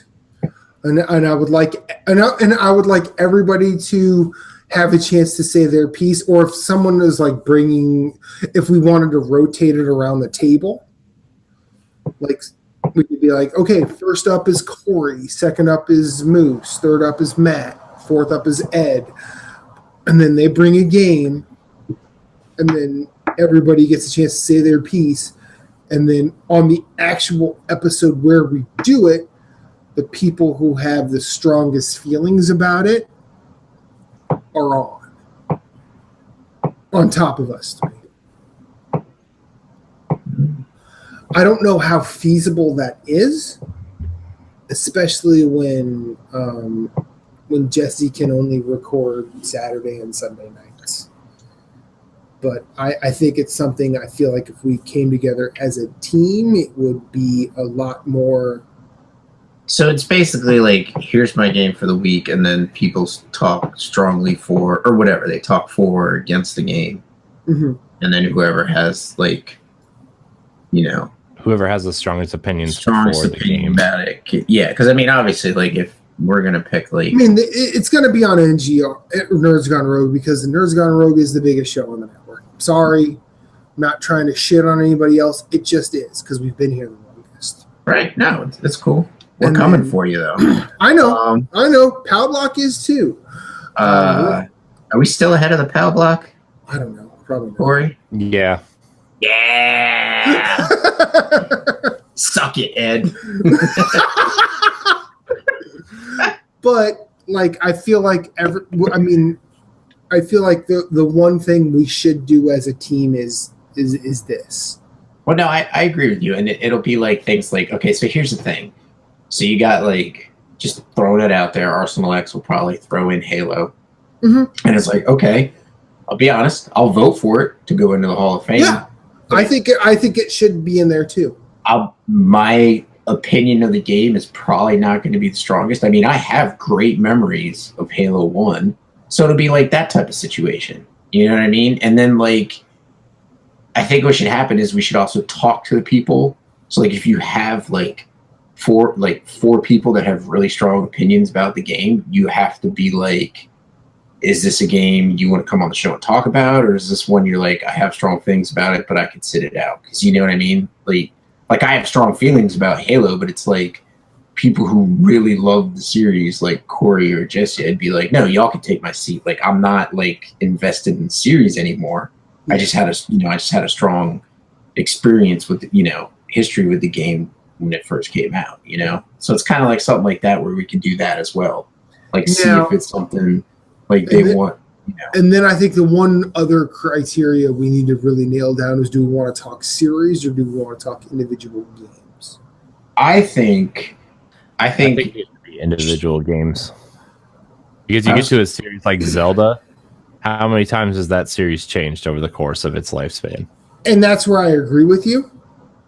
But I also think if we have Link to the Past, we can't have Ocarina of Time. I think you could do series, because when has that series, like, it's done way more for gamers than it's disappointed. So like, even though the series has changed so much, it's still a great series. So if you do a series, you can lump in, here's Ocarina of Time, here's Link to the Past, and you could have people like talk strongly about, the games that they love in those series. So, well, let me throw this idea in there. What if we do it by series, but then once we get done talking about the series, we say which games are worthy of like say we talk about Zelda, and everybody has a strong case for Zelda, a different game in the series of Zelda. Like, Zelda's a weird one though too, because I feel like you could make a case for every single one of those games. That's true. It's true. Even like, because like the first one, is the world's first open world game in a sense. The second one fucking is just different as all hell. It was great, yeah. Compared to the first one. And then you have Link's Awakening on Game Boy, which was different to both of those.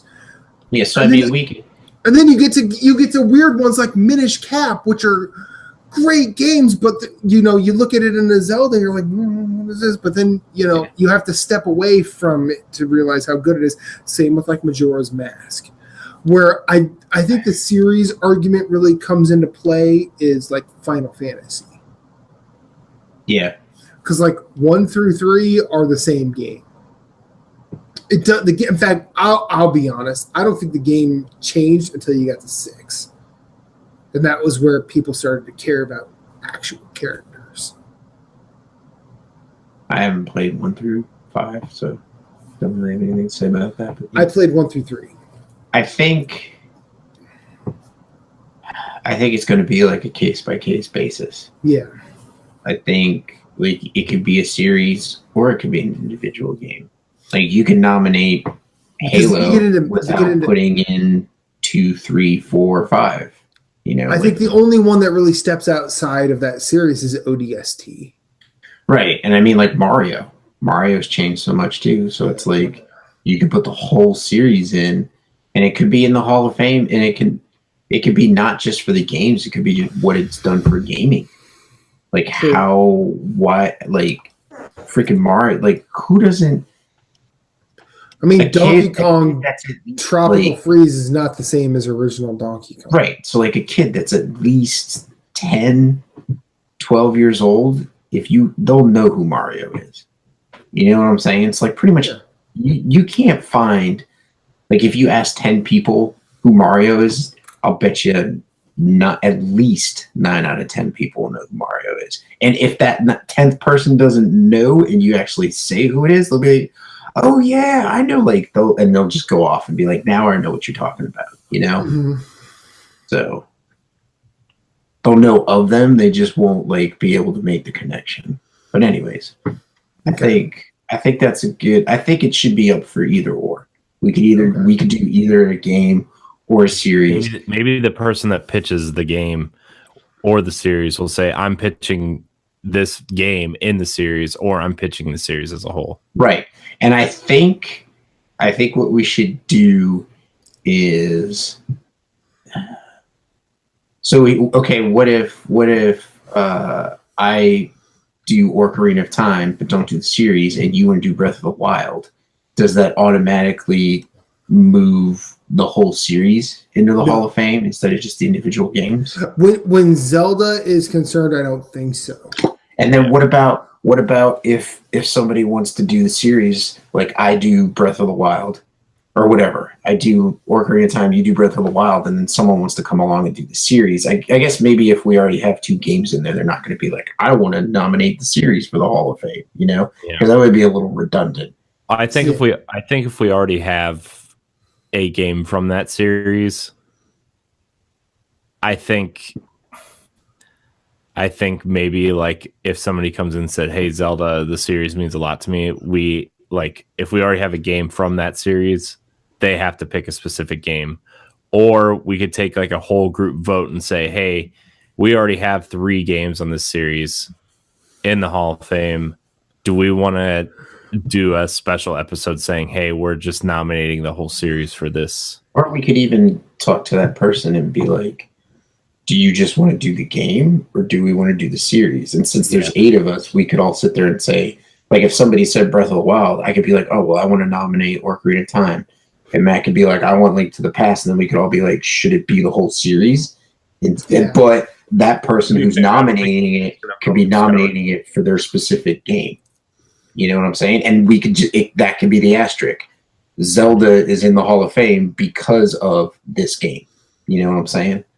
Like that could be the asterisk. You know? And and I feel like series is where we come in and say, hey, this is how we rank these games. Yeah, we could even do that, you know? And so I think like it needs, before a game goes into the Hall of Fame, like the series, like nominating the series has to be like questioned, and it has to be approached and be like, what are we doing here? You know what I mean? Like if I was to put Dark Souls 3 in, you know, it's like, okay, well, are we going to put the whole series in, or just that one, or just Dark Souls, you know, or whatever, you know? So, and then it kind of like, it kind of future proofs it, like you were saying, Corey, like when you can come back and be like, all right, like games that release like throughout like the next 5 years, like, you know, like what if a game doesn't have a series, you know, it's like one game like Bloodborne, and then they come out with Bloodborne 2, you know, and then it's like Bloodborne 3, and it's like, okay, we're just putting the whole fucking thing in there or something or whatever, you know? Right. But I also think that like I think there are certain points where the series is apt. And I think the Soul series is you include the whole thing because everything has been an iteration on the previous thing. Yeah. Like even and I would be the first person to say Bloodborne is included in that. Oh yeah, I would think it would be Demon Souls, the 3 Dark Souls games, like Demon Souls, Dark Souls, Bloodborne, like because they're all from the same, like they're all from the same developer. If they were different games from like different developers, or like the same, you know, like that would be different then.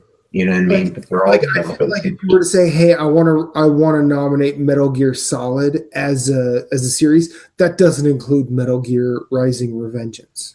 No, it doesn't. I agree with that, because it's outside the realm of the sequential. Like it's just not. It's not the same. Yeah, and it's not the same game. Yeah, I agree with you. So, okay, what I'm going to do over the next couple of days, I will probably draft like a set of like, not rules, guidelines. But like this is what we want to do, and I'll send it to you two first for like approval, and then I'm going to just I'll probably start a Facebook message for everybody involved, all 8 people that we've mentioned already, and say, hey, this is what I'm thinking.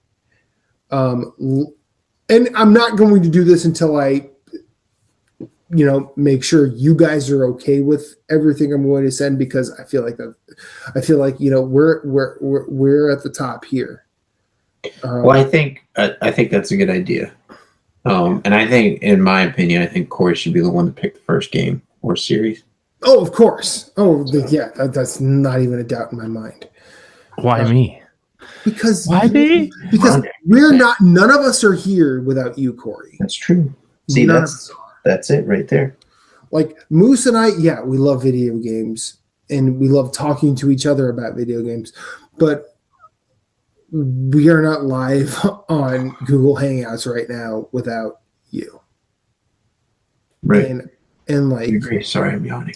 And like, Nerds Gone Platinum has not happened without you. Arsenal X has not happened without you. Powblock has not happened without you and Ed.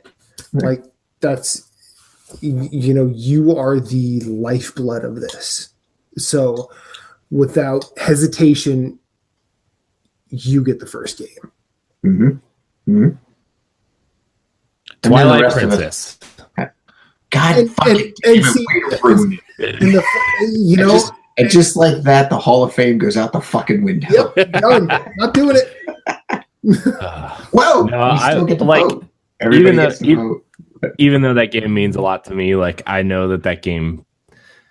There's probably at least 6 or 7 Zelda games that deserve to be in there before that one. So and then that's the thing. So is this Hall of Fame like based on attachment to the game? Does it have to be a technologically like good game? Because I mean, there's some games out there that are kind of like trash, and I know a lot of people have played them. Just they got stuck on them, not stuck on them, but they were just playing them and just fell in love with them, going through a hard time with their life, and they're just like, this is because like a lot of people like Diablo 3, and granted, it's a great game. It's just not the most technically advanced one, and it's not the favorite of the 3. So it's kind of like, what are our guidelines going to be on that? Like, it has to. Is it a game? Like, are we talking games that are like at least 8 or above? Average review rate, or like a certain Metacritic score, and then like. Before we even talk about review score, because like I don't want review score to be one of the last things we talk about, because review scores happen. I don't want to say in a vacuum, but like they mark a point in time, right? And what I want this to be is a list of games that we think people should play. Okay. Not because they are the absolute pinnacle of every category in video games, but it's just like this was an experience worth having.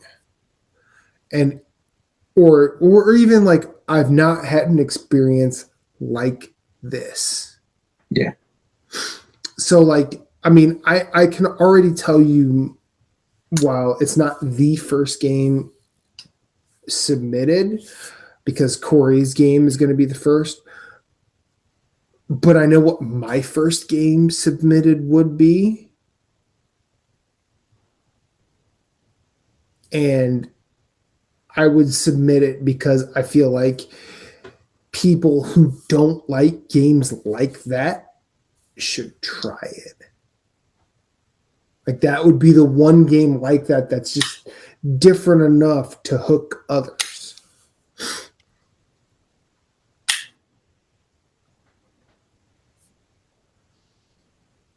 Mm-hmm. Yeah. I mean, my first game, and spoiler alert, my first game's Helldivers. That was something else I was going to ask too. Was like, do you want to have like a? I mean, and do you want to have like a generational thing? Like, do you want like, hey, anything from this generation can't be on it, or anything like that, or no? Because like, I think. I personally like a lot of games this generation that I think should probably be in there. Like, we're in a cool place, video game wise. Yeah, and so I didn't know if you just wanted to like not have this generation in, but like I don't personally, I don't care. You know, I would.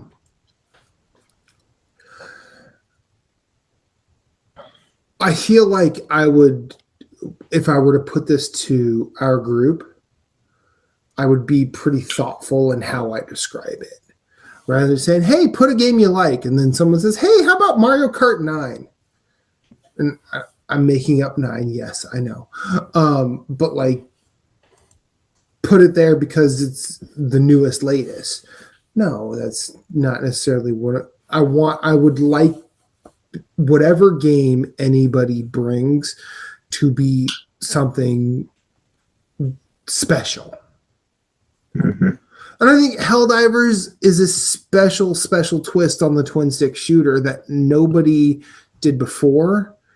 And while it's still early, no one has even thought about trying since. God, that fucking game. Right? and you know, in my personal want to play that game. In my personal attachment to it, it was my game of the year 2015. Yeah. But it was one game that, like, just thinking about it, you know, it just makes me want to go just do it all over again. Unlike, you know, and I have my second, third, fourth, and fifth games as well. And to be honest, like, a couple of those are in my 10 favorite games of all time. So it, you know, you could probably start making guesses based on that. But I feel like, you know, we've been doing Nerds Gone Rogue for damn near 2 years now, Corey. And now we have a crew of people who all are, you know, assured and confident and knowledgeable to say, hey, these games are actually fucking cool. I think maybe we should try and do the Hall of Fame for the 100th episode. Or would you want to wait that long? Start, you know what I mean? I that's fine. I feel like I'm okay with that. Do you want Hall of Fame to be its own separate thing, or do you want it to be part of like this podcast? I would like it to be part of Nerds Gone Rogue. Okay. The only reason is I feel like it gives us at least one topic per month. Okay. Cool. You know, every 4 episodes we at least know what we're talking about. Right. Yeah. And I also I feel like there's a degree of separation between all of us, and I want everybody else to know that we're a team here. Mm-hmm. Yeah. And I mean, I have a feeling that the Platinum guys know it.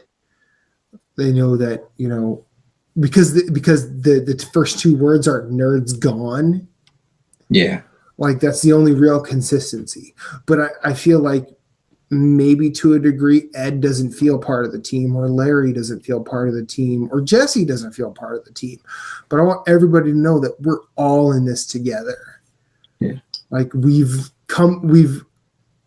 have this weird thing here that we're trying to make special, and it's special to me, but whether or not it's special to the larger world, I don't really care. But I like what we have. I like all of our content. actually. And I think that all of our content has gone a ways to prove that we know what we're doing, maybe. And I would like all of us to come together and just point in the same direction with, like, these are games that accentuate video games as a whole. And I feel like we can do that. I have the utmost faith in us.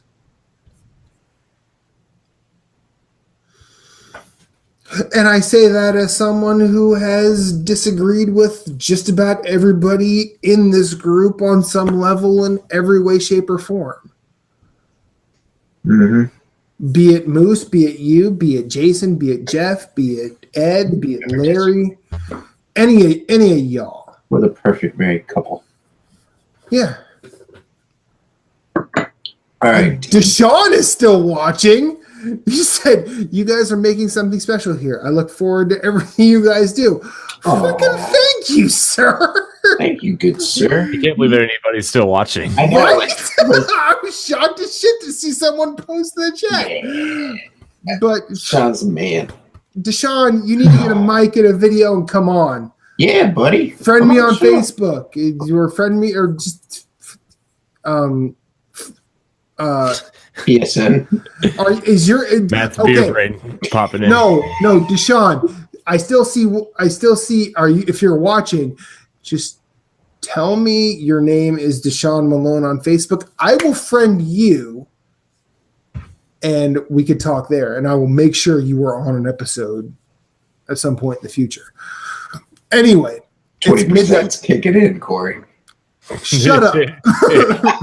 Fuck you, Moose. This goddamn pussy. But I feel like I've wanted to. I like that idea, the Hall of Fame. I really do, and I think that whether or not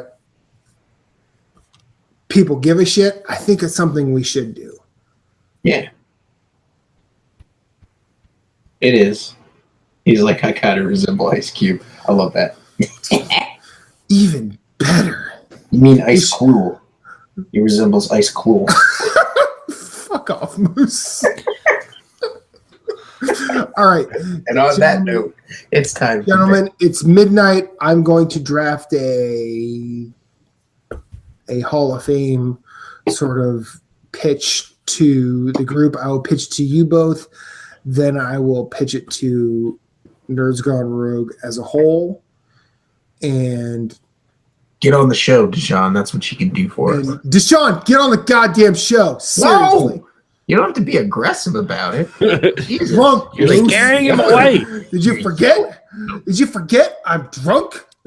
Well, you can be excited. You don't have to yell at him like he just did something wrong. Jeez. I'm sorry. That's right. You apologize. Good. I apologize. I'm good sorry, amen. Deshaun. Moose can fuck off. Sure. But good Shaniqua. You're welcome. All right. I'll go to bed. Let's cut this shit. Have a good Yeah, night, okay. y'all. Good night, talk. Deshaun. Have a Deshaun. good night. Thanks for sticking Stop up. recording because it'll keep recording. Oh, I know.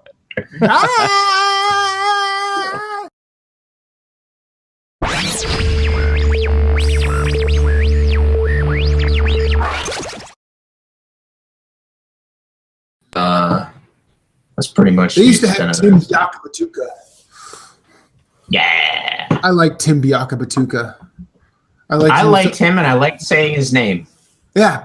Tim Biaka, like when I first had Rock Band, like I named my band Biakabatuka because that's such a good name. Such a good name.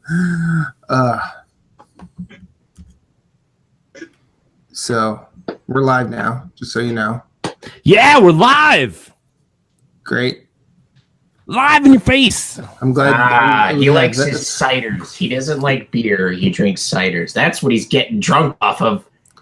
He just messaged me. He's like, I may not like beer, but I like a good cider. And I'm like, I can respect that. Ciders are good, man. Ciders are good. Strongbow's real good. Magner's real good. A lot of the crafts, like the American craft, hasn't caught up to it quite yet. There are plenty that try. I like the more homebrew stuff than the like mass-produced stuff. Like there's a brewery, Red Cider or Red Clay Cidery in Charlotte, and their stuff is really good. And they're cool. See, and like a lot of breweries down here are doing this also, like they're doing the flip side. So like they have like 12 taps and they'll do 6 of their ciders. So they have 6 ciders and maybe a couple small batches, and then they do 6 local beers. So like if you have like a group, like 9 times out of 10 you have a group where someone's like, I don't want to drink a beer, and so they they don't want to really go to a brewery, and then someone's like, well, I fucking hate ciders. So there's like that's a common ground, like you can go there, you can go to that cidery and drink like a beer. Someone can have their beer and someone can have cider. And then they also do mixes where they'll mix the beer with the cider. And they have one, I think it's really fucking good. They make it with cherries from Michigan. Like, oh, it's so good. I think it's cherry tartan something. Like that's, like the cherry poppin' daddies. It's like a play on that name. I have to look it up. Such a bad band. Such a bad band. But good name, bad band. But like some breweries are doing like wine now and cider. Like they'll have 1 or 2 ciders on tap, and then they'll have wine, so that the bitches can drink some wine if they want some. Yeah, I know that real women drink beer. There were a lot of breweries like in the big IPA boom. I guess is still kind of happening. That just they didn't have anything but IPAs, so they had to do other local beers just so people would have something else to drink. Yeah, because nobody wants fucking IPAs all the time. Well, yeah, eventually your palate just gets numb to it. You just can't taste it anymore. Yeah, like I went somewhere. I think if y'all bitches ever come down, I'll take you to. I think you'll like their double IPAs, like 8%, and it's actually really, really fucking good. It is. Yeah. It's Cherry Bob. No, it's Cherry Bob and Trolls. That's what it is. An homage to our Michigan roots. I guess they're from Michigan. This semi-dry, semi-tart cider is made with cherries from the Mitten State. North Carolina apple up front and Michigan cherry on the finish. The cider is like a mini road trip for your tongue. And it's actually really good. Yeah. Like I really like it. The place that I got, like, remember when I did that, I bought all those fucking pints for like $80. Mm-hmm. Like I bought, like, I'll go there and he has some of their stuff canned, so you can buy like pints of them. So I'll buy, sometimes I'll buy some for Kelly, because Kelly's like, she's like, I want some, but I don't want a beer. And she's like, I don't want wine. And I'm like, well, here's cider. Anyways, y'all ready to go? Yeah, what am I going to talk about this B-side? I don't know. I mean, I watched a bunch of good basketball this past weekend when I could. I didn't really watch any basketball. I wasn't able to watch Nova beat Texas Tech, but I was rooting for Michigan to win and Duke to lose. So that's pretty much the extent. And Duke lost and Michigan won. So yep, that was good. I mean, anytime Duke loses, it's a really good day. I mean, just Duke sucks. Just sucks. Yeah. And by sucks, I mean, no, they have a really good program. They win a lot of basketball games, and I hate them for it. That's basically it. Yeah. They have a problem that a lot of us wish we had. They just win too much. Yeah, I wish I won too much. I know. I'm winning at life, though. I'm 6 feet. I'm always winning. Yeah. Okay, Mr. Energy, fucking go. What are dance, we Corey? I don't know. What do we ever talk about here? You can dance if you want to. You can leave your friends behind, because your friends don't dance, and if they don't dance with her, no friends of mine. Moose looks unimpressed. It was good. I'm just waiting for us to start. What are we talking about? Translation. I'm sick of your shit. I know. Whatever. You know what? I love you guys. You can be sick of me all you want. That's I love you fucking guys. lie. No, he's talking about me. Lie. He's sick of me, Corey, and he's not sick of you. Oh, he might be sick of me. I don't know. You're forever endearing. I'm just Sick of me not playing Bloodborne. That's what he is. I don't care if you don't play Bloodborne. I did find out. Yep, some interesting news about that. So, Whoa, what's up? The co-op thing. You play co-op without PlayStation Plus. So You can or you try- can't? I might. No, you can. You can. Oh, nice. You just need an account. Like you don't need us to play with other people. Oh, that's cool. So, yeah. That's super cool. So Whew. yeah. Cool, like the I other might- side of the pillow. I might platinum it on my second account. On your alt? Yeah, it'll be my only one that'll be the only platinum it has. Ah. Well, let's start this B-side. What do you say? Do it. All right. All right. 3, Do it. Do 2, do it. 1. I don't have a banana today. I have a coffee cup. B-side Nana and out. Are you drinking? Is that banana coffee? Or is that- I was drinking coffee, so I wake up after my nap. It's fair. Andy, no one tickles my balls but me. I mean, I respect the principle.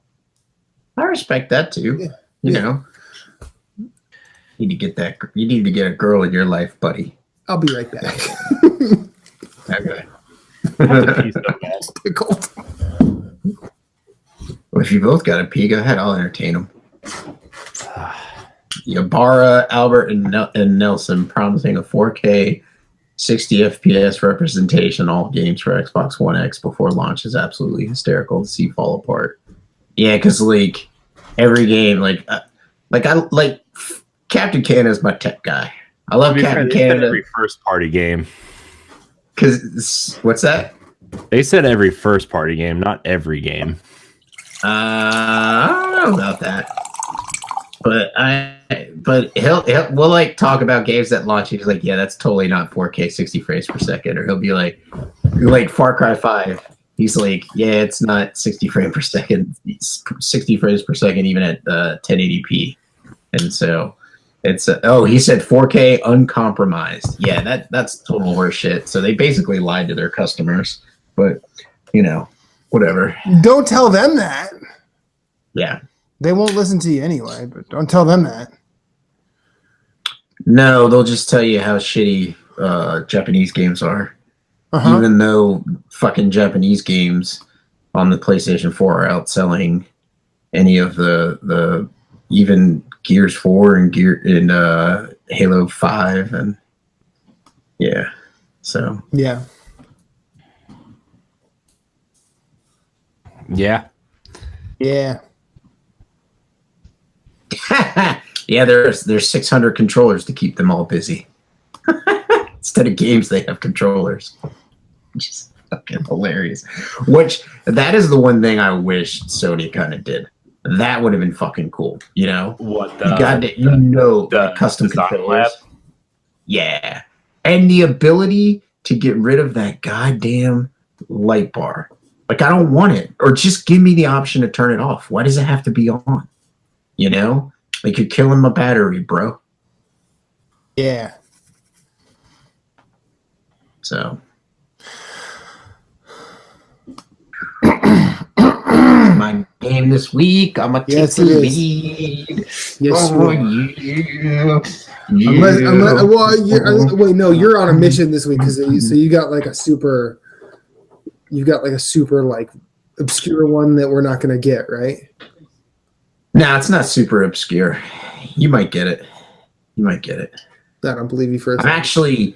I'm actually kind of nervous to the fact that you might get it. Oh, really? I'm gonna stick to my guns. I'm gonna stick to my guns with one. I thought you guys were gonna get Flashback. I genuinely did.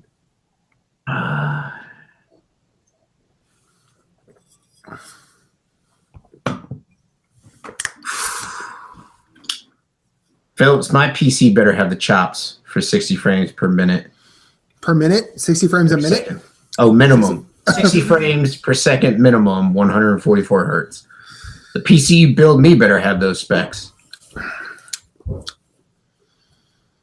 Yeah, I think I'm gonna see what my tax refund is. I might start. Yeah. I think I might start doing that. Yeah, because if PS5 is this fucking close, like like I said before, I will definitely build a PC before I buy a PS5, unless asterisk, like they're like, hey, Bloodborne 2, yeah, and here's a special edition console. I'd be like, I would fucking jizz my pants, because that as fast as possible. At that point, I'm gonna be like, motherfucker.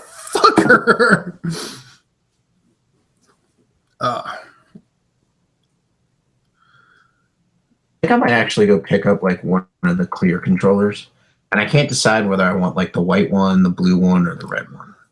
Although I do like the new gray and blue ones. Have you seen those? Like the midnight blue and the like. Yeah, I've seen those. Those look all right, but I think I might the blue looks fucking amazing. I think I might actually get a pink one. Are there pink ones? No, you can. There's like those third party. Oh, the people that'll paint them or customize them. That'll make them. Yeah, some of those look really good, and they don't. They're not like the Mad Cats where they're like the same shape but a little smaller or a little bigger. They're actually pretty good. They're PS4 controllers that someone just took and basically dismantled and repainted. Yeah. And then they just painted them and then put them back together. Mm-hmm. Yeah, which is cool. Yeah, that's not an issue. I think I might do that. That'll be cool. So, I want to see pics when you do it. If I do it, yeah. Heck yeah.